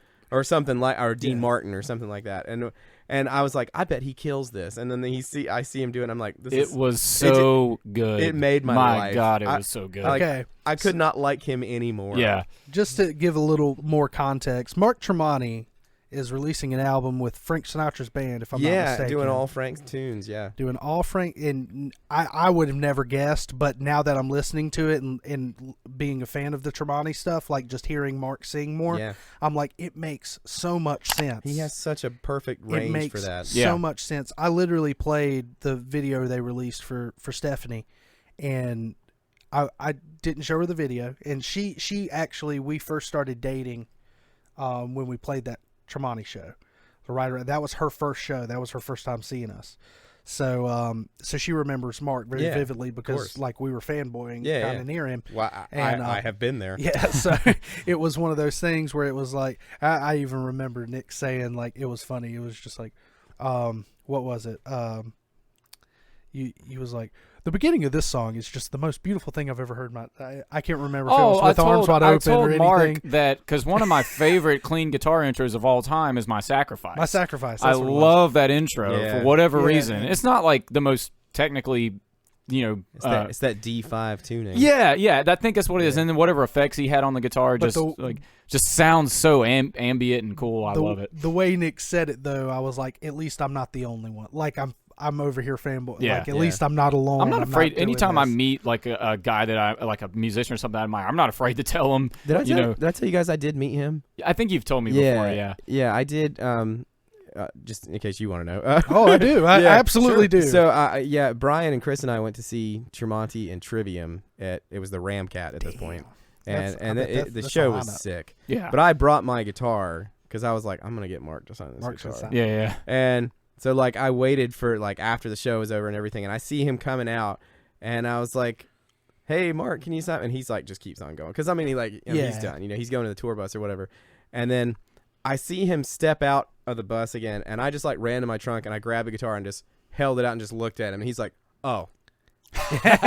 He knew exactly. He's like, okay, guitar nerd, come on, Yeah. my people, My people. And so I went over to him, and like the greatest compliment I've ever been given was like he like looks it over. That guitar's beat to shit because like I gig that guitar hard, and it's got like a tremolo in it and like all kinds of. It's got an Oblivion sticker on it, all kinds. Okay. And so he's got love. he's looking it over, and he goes, "Yeah, man, you really play that sucker." Yeah. And I was like, and then he's like, where do you want me to sign it? And I was like, oh, like the back plate or something is fine. And so he signs the back plate, and then like dumbass me did not think to spray clear coat over the back plate. So within like a day, autograph gone. Oh, yeah. no. Which I mean, I was there. I know it happened. Brian and Chris were there. They were They saw it, witnesses. but like, I was like, ah. So my ultimate goal in life now is to like, I've got to meet Mark again. Meet him again. And be like, so I need you to sign this One more again. One more time. Well, don't tell him you met him once before. Just because I mean, I don't know if he probably remembers. So I have like a He little. might remember that guitar, but if he's like me, like a guitar nerd, like It was moderately unique also because I haven't seen a lot. Mine's black, but it has a trim on it. You almost never see a black one with a trim on it. yeah. it was all kind of It's almost always stock tails. But yeah, I have like a little bit of a hookup with PRS now. So I'm hoping that maybe at some point that's Maybe you gonna, could just send him the back plate. Yeah, when that's you what I- see Mark. just whenever you get to When those. you see Mark. Hey Yeah. Gene, if you don't mind. But that was really cool. But at the same time, just kind of listening to this Sinatra stuff, I was letting Steph just hear it, and she's like, Frank Sinatra. She's like, what's new? What's like? And It's old Blue I Eyes. turned it. Yeah. I turned it, and she was like, "Is that Mark?" Like, yeah, she don't really Killing listen to his music, but she knows his face now. Yeah. You know, Yeah, she of knows course. his face. That recording made me because and this has always been me. Tremonti, Creed, and then Alter Bridge, and I know Lucas hates me for that, but that's just how it's always been for me. But like hearing him sing, actually, I'm like, he's got a very unique voice. It's like I think so, yeah. it almost doesn't fit the type of music that Tremonti does. But then when I hear him sing Frank Sinatra, I'm like, that's why.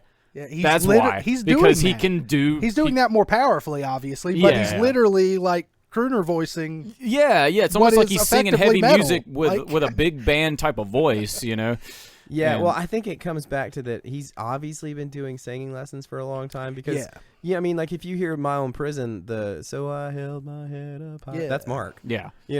Like you're welcome for my wonderful singing voice right now.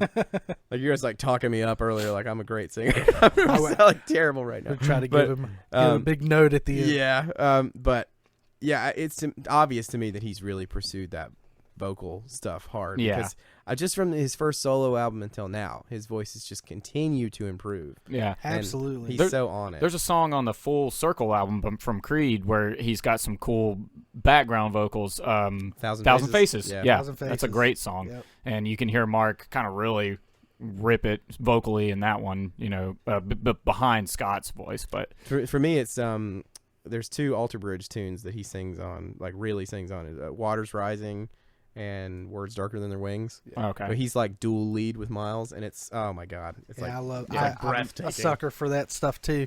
Like for me, if I had to say, for me, it's like Creed, Alter Bridge, and then Tremonti, but it's not. It's close. It's real damn close. I like all of them so much. I mean, like, Alter Bridge, I think, is just the one that I really was, like, hardest into first. I mean, I was into Creed. Yeah. But, like, Alter Bridge, I just fell down in the rabbit hole. Yeah. But I love Tremonti and Creed. Like, I mean, like, I would listen to any of it all day long. No problem. Well, I definitely, Alter Bridge was, like, Blackbird in particular. Oh, was man. Like that album. That album was in my rotation in high school, no matter what I was listening to. Yeah. So I think we touched upon this on the last podcast, actually. But when Alter Bridge first came out with "Open Your Eyes," like I really, really loved it, and I think it was just because it was almost like a continuation of Creed music. I think they were going for that. I think they were trying to get a little bit of like, hey, we're still sort of Creed. Yeah. Because like nothing else on the album really sounds like Creed except that kind of, because of that tuning. Yeah. And then, but, as they evolved, I guess I just kind of got out of the more progressive sort of style that they were going for, or I don't know. They were doing a lot of stuff different, like, later. Yeah. Like, it definitely, Miles's guitar playing was opening up, That's too. That's a big deal, yeah. Like, I do love Watch Over You. That's a great song. Yeah. I don't think there's a bad Alter Bridge song. I think there are bad Creed songs, but I don't know if there's a bad Alter Bridge song. I couldn't tell you one, but Yeah. I mean, I guess that's all subjective. But well, and I think Creed I hold to a higher standard because, like you were saying, I got the Human Clay album, and that was like, well, and this is the music. Also, I mean, they were so young. That first My Own Prison, they were like in their early 20s. Yeah. And then My Sacrifice, Weathered, like Brian Marshall's not even playing on that album. Yeah. Like okay, I didn't even know that. Yeah, he's like all the bass on that album is Mark, because Brian had left the band. Interesting. Yeah. You can that's why you see him in a 3-piece. Yeah. Okay, that makes sense now. That makes sense now. Fun facts. But yeah, so I thought I would bring that up because, especially you loving Mark so much. I do, yeah. To the extent of, having, of course, one of his guitars and getting someone to sign it, or getting him to sign it, rather, even though it washed off. That's so unfortunate. Yeah. Well, if it tells you anything, I had Mark sign my hat. As both of ours. He signed the bills of our hat. Yeah, I've gotten into a thing because I typically end up with a hat on anyways. Yeah. So it's like, it's an easy thing to just go, now I'm going to retire it. And that hat is with Needham. I don't know how he got a hold of that hat, but it is. He's got the signed Tremonti hat. But anyway, so if you want to go listen to it, please do, like, because it is for a good cause too. That album will be coming out. Yeah, it's I think all proceeds go to. I can't remember the name of the foundation. I can't remember the name of the foundation, but it's for Down syndrome. For Down syndrome. Yeah, and I think Mark's girl. Yeah, his daughter. His daughter's got. Has Down syndrome. So yeah, it's the whole thing is all. Yeah, it's worth it. You're gonna love it. I mean, if you like Frank Sinatra, it would be worth it even if it wasn't that, because it's just so good. Yeah, like it's musically, phenomenal. it's so good. I would pay for it any day of the week. But not like now, I'll buy it twice. Yeah. There's a reason to buy it twice. One, because it's good. Two, because it's good. Going to a good cause. Good cause. But I also wanted to bring up kind of the loss of Taylor Hawkins, even though we're kind of late to that because of the way the podcast goes. But that is a pretty sad drop off. But still sticking with the music sort of stuff. I guess years kind of. It sounds like it was just years of use and years of being a rock star. You know? Is that the official word? Yeah, his heart. I know it keeps getting said that his heart was like double the size of what it should have been. So I don't think anybody says that like he overdosed, but I think they're insinuating that they're speculating that it was heart failure. Yeah, that's what I have gleaned from all the stuff that it's in a different country, so it's hard to. Yeah, from what I understand is that they did find some things in his system. Not that a lot of that you couldn't explain as like prescription kind of things, but but that his heart kind of failed. Like they were called to respond to chest pains, I think, and so I think he had some kind of like aortic collapse or something like that, which is just horrible. I mean, Yeah. When that's sort of what happened to forget Richie Faulkner. Yeah. It happened to him on stage with Judas Priest. Just I remember that. And yeah. he had. like I don't in the know middle if of it a collapsed, solo or but something. He had an aorta bust or something or whatever it is, or and rushed him to the hospital. Got lucky.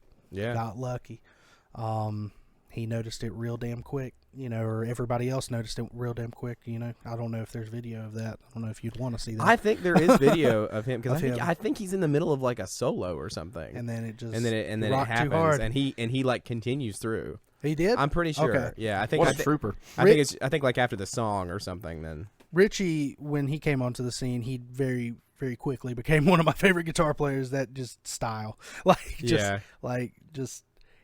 I've always compared him to like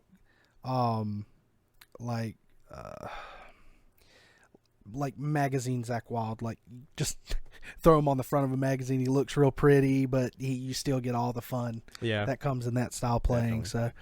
So, but also Will Smith is promoted himself to a professional slapper now. So. And that's another thing I want to chit chat about. oh man, I didn't watch the Oscars. I didn't either. Nobody did. I don't think anybody did. Everybody saw it on Facebook Secondhand. right after it happened. Yeah, when I got up that next morning, Monday morning or whatever, and like I go sit in my office while I'm eating breakfast or whatever, and I'm like, turn on YouTube, like I'm gonna watch something. And then I see that, and I'm like, "Wait, what?" Yeah, Like, everybody was talking about it the next day. It's just so funny to watch him laughing, and then like right after he just gets up and smacks the shit out of Chris Rock. And I'm not saying I support it or I disagree with. I don't give a shit about any of that. I'll be honest with you, I don't. But it was just it didn't make a whole lot of sense, did it? For me, it's just like it was so random. I saw it and thought, like, I think there's something wrong with Will. That's exactly what I'm saying. I mean, I don't because I don't want situation to. I don't here. want to villainize him. No. Like and like everybody thinks he's Satan or something like that. No, like to I me- think he's going through something and needs some help. Yeah, Like, because no normal person is just gonna get up and do that. And then do it in front of like millions of people And too it'd be that are watching. a friend of yours, like that family's the Smith family is close to Chris Rock. Like, yeah, and it's just I don't know. Like all the stuff that's happened publicly with him and his family and his wife and Will. Like, just there's so much stuff there, and to imagine being in a situation where everybody's family's got stuff. yeah. But like, imagine being in a situation where your stuff is in the public eye. Your stuff is in the public eye, and now everything's a 24-hour news cycle, immediate satisfaction. People just say whatever they want. Like, things get like just a slap thing. Yeah. Like if this had been something 20 years ago, it would have been like, oh yeah, somebody slapped somebody, right? and then like a week later, nobody cares. Yeah. But now it's just thing. Well, on top and of I thing, kind of speculating this or whatever. And I kind of equated to. I was like, well, so okay, that doesn't happen at the Oscars, obviously, but like. You watch a hockey game, and they're out there beat the hell out of each beating other. the That's hell where out of you each go. other every quarter. And to be honest, like we're from the South. Like we were, or at least I, as a young man, was taught like, oh, if somebody says something about your mama or your wife or something, like you beat the hell out of you them. go beat the hell out of them. And like so, to me, I'm like, well, I'm not. Situational, I get right? it. But I get it.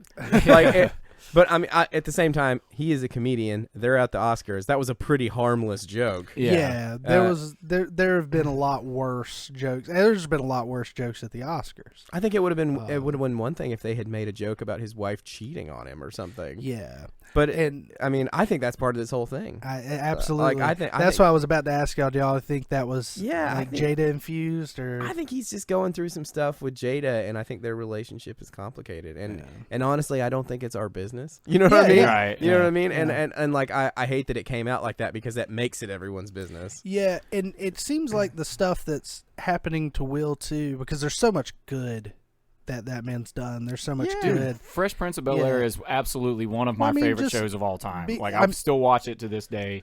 it's like great. A lot of people kind of say he's the reason why like the YouTube Rewind didn't work or whatever, and I think the stuff that he did in it and the stuff that he's done for kids and stuff like that, he's done a lot of good.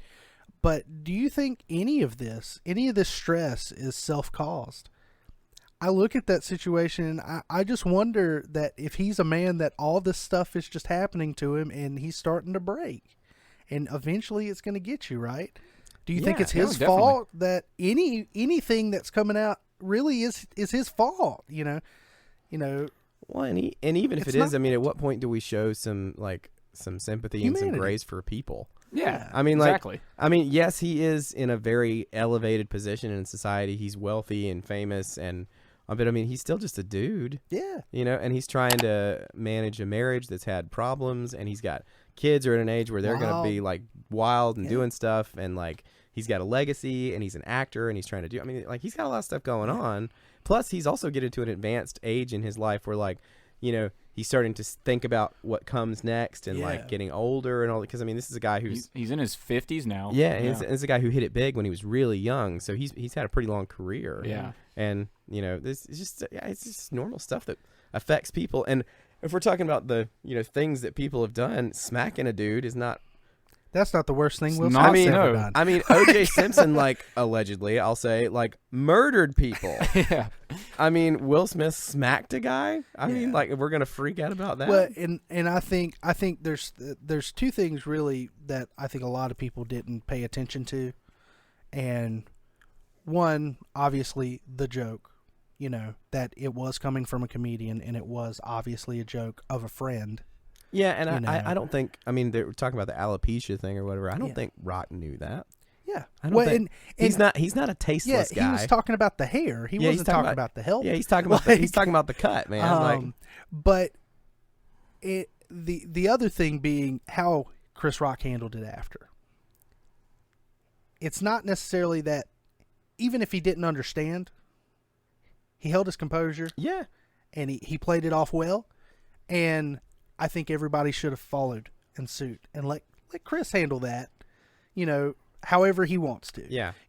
It's not my place to say if that was a bad thing or not. Chris let it happen, and he handled it the way he did, and I think he handled it like a man. He took it. He took it. Absolutely. And it is what it is. I mean, and to be fair, we're talking about Will Smith. I mean, Chris Rock's 59 years old or something like that. Yeah. Will Smith has got like 6 inches and 70 Yeah. pounds on Chris Rock. Much larger. And several years. And Chris took it and was like played it off and kept going. Yeah. I mean, like, I bet he had a swollen face. Kudos to Chris. I mean, I don't know. The whole thing to me is like it's wild. But it's humbling, I think, in the sense that, I mean, like, they're just people. Yeah. They're just Don't human. forget that. Yeah. Don't forget like, that. Like celebrities or whatever, we all have the They're same not size exempt. grave, man. Like, Yeah. everybody has the same thing at the end. They're not exempt from the things that they do, but they are human. Yeah, they're not exempt from feelings and mistakes, and he didn't murder anybody. Yeah. Right. Like, Exactly. So if anything, you won an award. like I'm saying, like, let's let Chris and Will handle it. Like, it's their issue. Yeah, and like, if they say it's cool, it's cool. Just let it be, man. I think I think he's going through some stuff. But we did get a lot of great memes out of it. So many memes. So many good memes. So many memes. So many memes. Yeah, so many memes. I also wanted to say, kind of in relation to celebrities, like we were talking about Bob Saget. Yeah. In the original episode, the first episode of this podcast, and there was a lot of speculation going around. So obviously we were sort of talking about it, but the last report, and I meant to touch on this in the last podcast.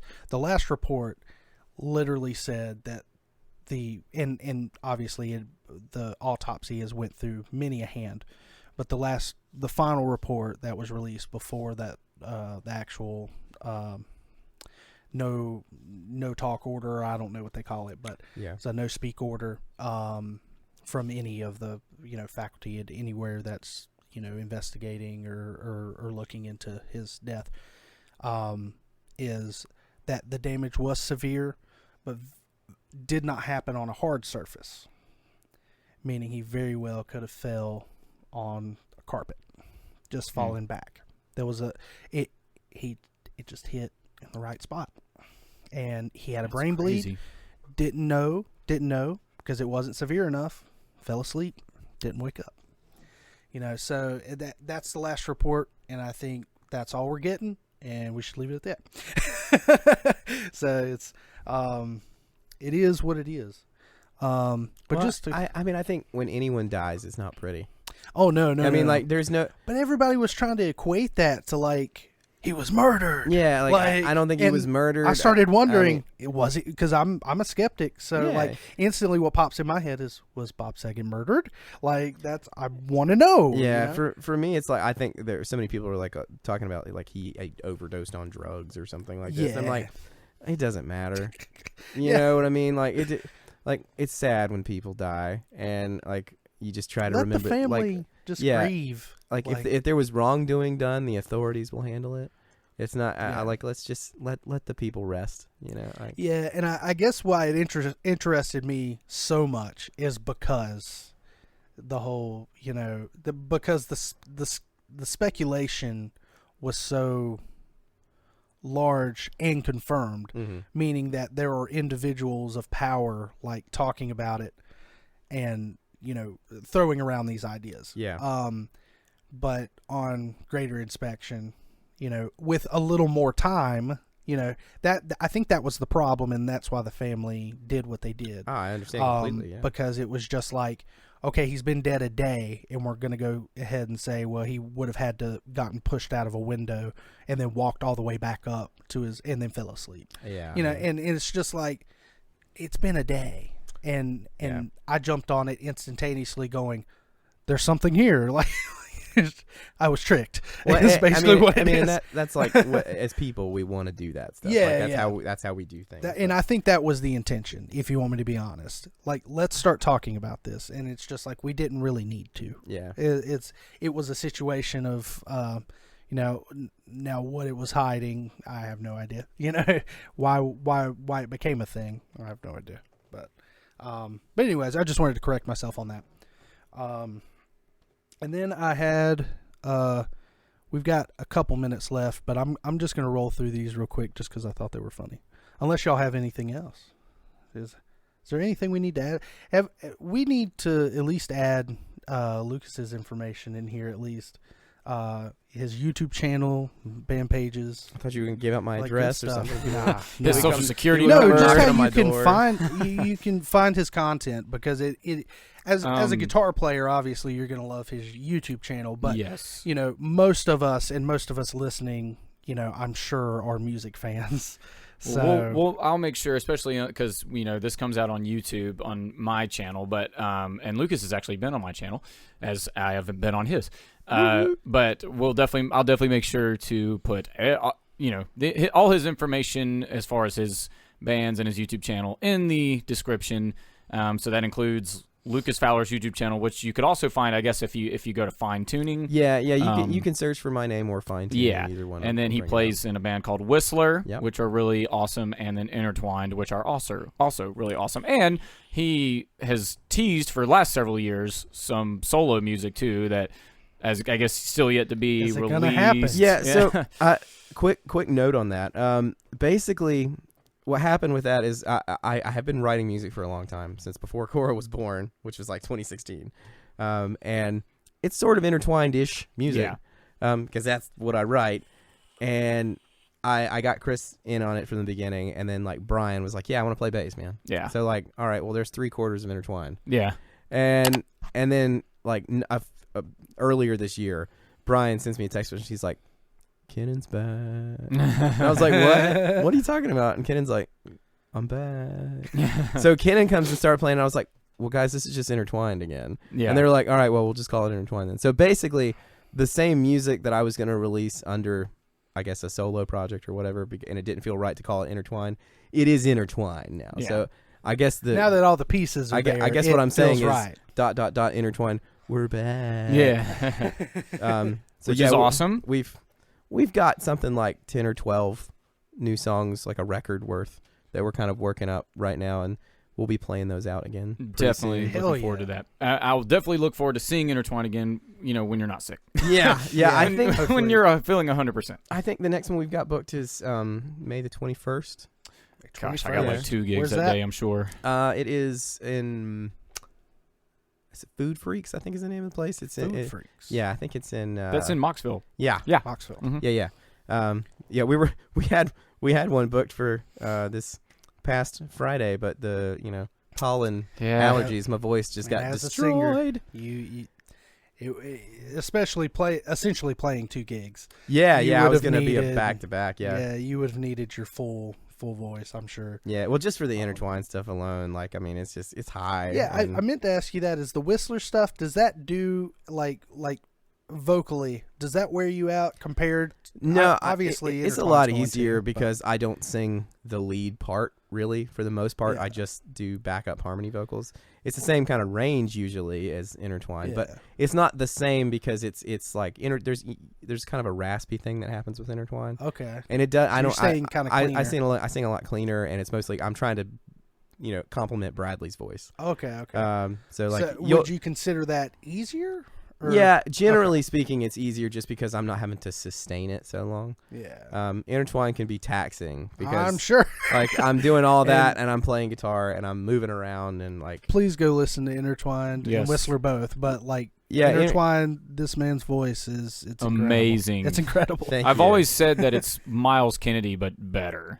Yeah, that's literally, and he's not kidding. I think He's that's, not kidding. I think that's weird. I don't think you can do better than Miles, man. Like Miles is the king. Well, I I think y'all Lucas got a Fowler little can. bit of a different thing, yeah, but you can tell that there's some Miles in your voice too. So which is honestly like I love Alter Bridge, but it is a coincidence. Like my voice sounded like my voice before I discovered Alter Bridge. well, no, and- Miles was the same yeah, way. Wasn't and- he a guitar player before he was a singer? Oh, So yeah. It just kind of whatever fell So is what fell. You know? I just think people that's a common comparison I get is Miles, and I'll be like, well, I want you to know that like I did not do that on purpose. I love Miles. I think he's amazing, and I love his music. You was kind of doing that stuff But before. it Miles just was a happened thing. simultaneously. Yeah. Yeah. So I've like I usually get Miles. I get compared to sometimes Chris Cornell.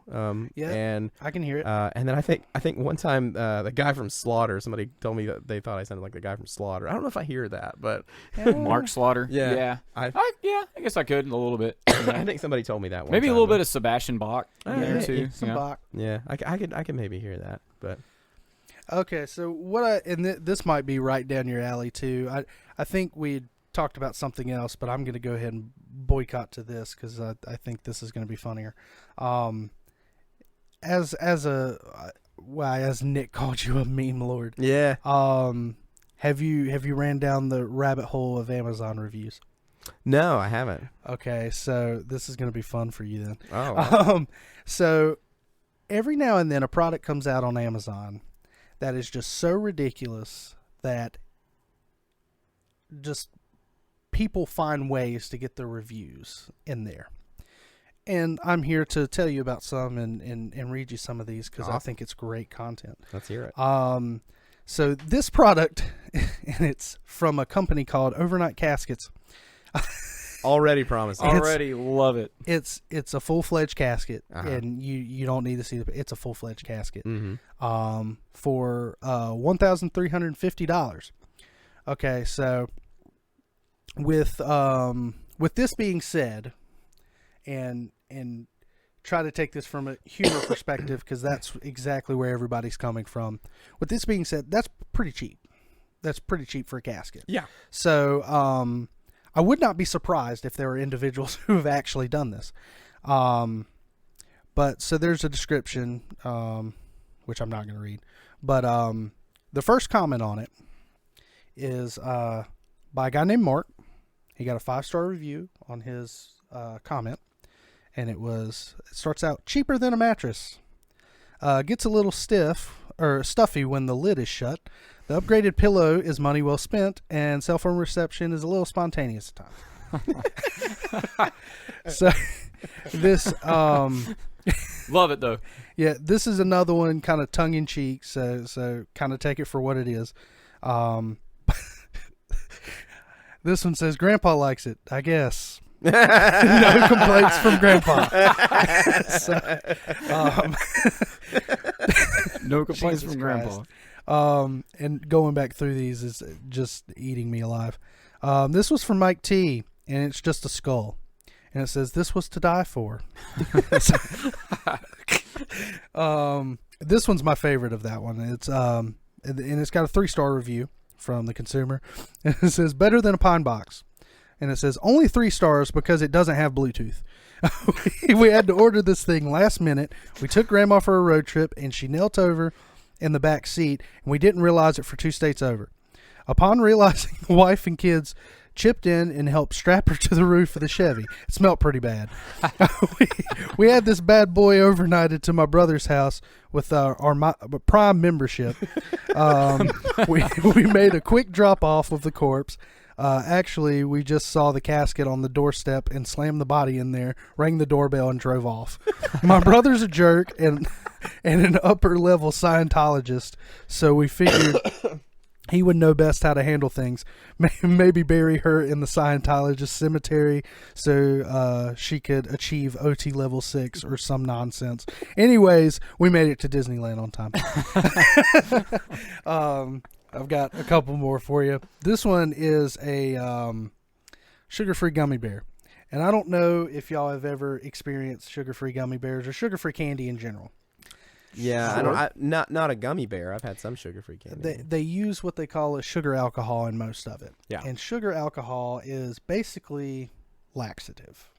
Just think of it that way. Nice. So I wanted to give you all that context before this.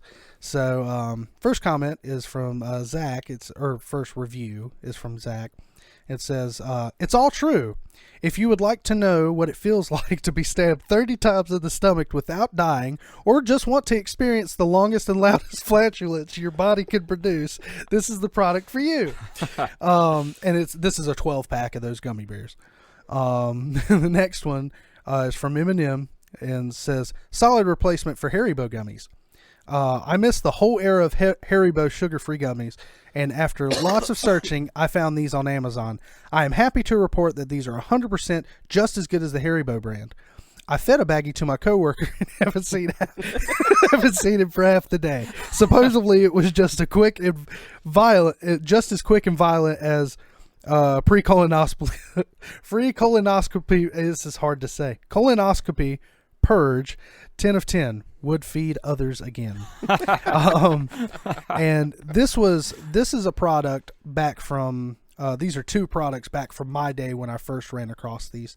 And this was a Samsung curved 105-inch 4K ultra screen TV. Wow. It is $119,000. Goodness gracious. This is on Amazon. On Amazon. On Amazon. Do you get free shipping with that? I assume. You can see where this is going. So the first one says, "Awesome image clarity. Very realistic image. I took an HD video of my garage door opening, then placed it on my new Samsung in front of my garage and pressed the play button as my wife was coming home.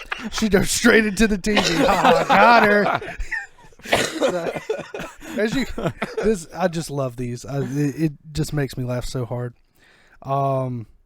This one's "Get me out of here." So, "Help, this TV's fell on me and several of my guests at a dinner party. We're all alive thanks to the curve, but we can't get out. Also, the channel's stuck on Fox News and the remote is out of reach, so we're getting dumber by the minute." I love how he was able to make the review while he's still trapped under a TV. Under the TV. Like, well, this TV's humongous, and I guess the curve would. They could probably get out. Yeah. But this TV is ridiculous. It's way too damn big. yeah. It's way too damn big. This one was, it's all right. Got this bad boy on Black Friday for a staggering $110K, and amazingly still got free shipping bonus. Best bang for the buck if you're a first-time TV buyer. Pros: free shipping includes 2 AA batteries on purchase and 30-day tech support. Cons: it's very susceptible to damage upon installation. Dropping it through your roof with your crane. With a crane. Comes in a cheap cardboard box, usually used by filthy higher working class scum. Only virgin sacrifices are accepted by Satan for this TV. Inconvenient, but not mentioned in the description. Overall, a great starter for a new family looking for an affordable family TV. I mean, I'm sure my family would love it too if I hadn't sold them to the Japanese slave industry. For it. So as you know, these can get kind of crazy, and this one's the most ridiculous product. And you may have seen these in stores. These have become popular as of recent. This one's called the Hutzler 571 banana slicer. Okay, so it's a cutout plastic banana slicer. I could only imagine. So, and you'll see these in Walmart and stuff too. But this in particular one, the Hutzler 571 is the big one. What made me laugh harder was the question and answers page on this one. Oh, fantastic. So, number one question was, only speak Spanish, will it work on plantanos? The answer was, yes, it does work. It says, yes, it does work for banana pants. They are available here, and it's got a link to banana pants. So, I don't know if that was legit, like someone like thinking plantanos was pants, or if someone was like memeing with them. But the next one was, I bought one of these from the day I set it down in my kitchen. My bananas haven't stopped, and it just stopped. Then the answer was, be very concerned. My bananas did the same thing. Anyways, so those got pretty good. Here's one. Can it be used on cucumbers? Answered. So if it won't work on cucumbers, which are green, then if we can we use it on green bananas at least? And that was the answer. But then the next answer down the row was, no, it's a banana slicer. If you could have used it on cucumbers, they would have called it the banana/cucumber slicer. The slash is the key. Don't ask questions again. Questions and then are not welcome. the consumer reviews made me giggle on this one too, because it says by feature battery life 5.0. Ease of use, y'all didn't catch that one. Battery life 1.0. Ease to use 4.5. Easy to clean, and then those kind of got more normal. And the first review says, be careful of your wrong way bananas. We were excited to get our Hustler 571 until we realized that our bananas are curved the wrong way. Going to go to the store right now to get new bananas. The next one after that, I think, let me see. I had a couple of them, so I need to give you the best one at least, and we need to call it a night. This one, perfect if you want to get fired. I was sitting on the couch and my doorbell rang. I leapt from my sofa and ran over to the door screaming, "My banana slicer!" I opened the package and immediately snatched a banana to slice. Without instructions included, I did not realize that I had to first peel the banana. It was a gooey mess, and I grabbed another. This time I peeled it, but my banana was too small. It didn't fill the whole slicer. So I went to Walmart customer service. Do you have giant bananas? I questioned the attendant. The attendant turned away. I think he was laughing. He called for another attendant. They both went back and brought out the biggest bananas I have ever seen. I went home with the bananas. I peeled the bananas and used the slicer. It was so satisfying to cut the bananas. I did it all day and forgot to go to work. I got a call from my boss. He said, "You're fired." He screamed it all over my phone. I cried. I am no longer Jake from State Farm. I am now just Jake. And that's and I'm going to conclude there. There's so many good ones that you can find on these products and other products. So if you ever get bored, just go to Amazon and look up the most ridiculous thing you can, and you will find it. I promise you will find this world of what people are doing on Amazon. Fantastic. It is absolutely hilarious. So is there anything else we need to add to this one? We've had a good cast, and Yeah, it's been good. I've been a it's little went silent. so natural. I've been a little silent the last few minutes because I'm a Tar Heels fan, and right now is the national championship game, so I flipped it on my phone just for the last little bit. It's So- not going well. It's like it's like 15-12. Kansas is winning at the moment. Okay. So, but the big, we already beat Duke the other night. And that's all that matters. That was really all that mattered. That should have been the championship. Yeah, game, I'm not a basketball fan really I'm not either, but I had to but watch that one. I was like, yeah, I feel like UNC versus Duke has always been a rivalry. It's the biggest rivalry in sports. I don't think there's any other rivalry in any other sport ever that compares to it. Oh, I don't think so. Yeah. Yeah. You always see those two, and of course they both have to be North Carolina. Like I find it understandable for state, other state rivalries, like especially like Ohio and Michigan. Yeah. Like I feel that because they've been salty, but like for some odd reason North Carolina school, like we just want to beat up ourselves. Yeah. Like that's all we want to do. Yeah. Yeah, But there's that old saying like, hell hath no fury like a woman scorn, but to me it's like hell hath no fury like a Tar Heel fan scorn. Yes, absolutely. Man, nothing is like uglier than a Tar Heel fan that's upset about Duke. Yeah, it's like, oh absolutely. God. Yeah. Absolutely. And Duke fans are really adamant too. Yeah, It is pretty. It's that rivalry in general. It can get really it's salty. It's really like the quickly. only thing that pushes the same envelope is like when presidential elections happen and people start trying to kill each other. It's like that, but on a college. But the weird thing is that like after they get done, they're like, oh yeah, it's no big deal. I'm like, you guys were just so mean to each other. Yeah. They just don't care. Like, no, it's fine. I wish people could do that over politics. Jesus Christ. I'm telling you. Yeah. So, as we've established before, Austin Needham has set a precedent for our guests. So if you can just give us a get disarranged real quick. Get disarranged? Yeah. Yeah. And say it like. But you got to sing it. I'm just Yeah, definitely. No. That's definitely not happened. But no, just a nice voice. Get disarranged. Oh, okay. Here we go. Or you want me to tag it for you? Like, You could. I'm Lucas Fowler, and this is Get Disarranged. I fucking love it. Maybe I need to not put, and this is. just get disarranged. Just, I'm Lucas Fowler. Get disarranged. Yeah. Woot. Excellent. Woot. Thank you, sir. Yeah, man. So anything else? I just thank you, Lucas, so much for coming on, man. I really appreciate this. Thank you for and having me. like I said, go check out all of his work. You can check out Whistler, InterTwyneD, his YouTube channel. And if you're in the area and you need some awesome shit done to your guitar, you hit up Lucas Fowler. He is the man. So, but yeah, go follow us. We have Twitter. We're on Spotify and YouTube. We have a Facebook group. Just I'm you can leave find some it. Amazon reviews for Leave me. some Amazon reviews if you wish. Leave some Amazon reviews. Yeah, you can find us on Twitter Actually, at Get Disarranged. And speaking of Amazon, we are now on Amazon Podcast. oh, has it and finally Audible, happened? Okay. Technically. I hope there's reviews because I will go leave one. Yes. Yeah, please do. Please do. That would be a great thing if 1 out our of comment 10, section this just podcast sucked. turns into a meme Worst fest. experience of my life. I sat in a chair for 3 hours and not once did my water get refilled. 0 tip. We just noticed I'm so it. Come on, sorry. Nick, you're Yeah, slacking, I'm man. slacking. 0 tipped. You're slacking, man.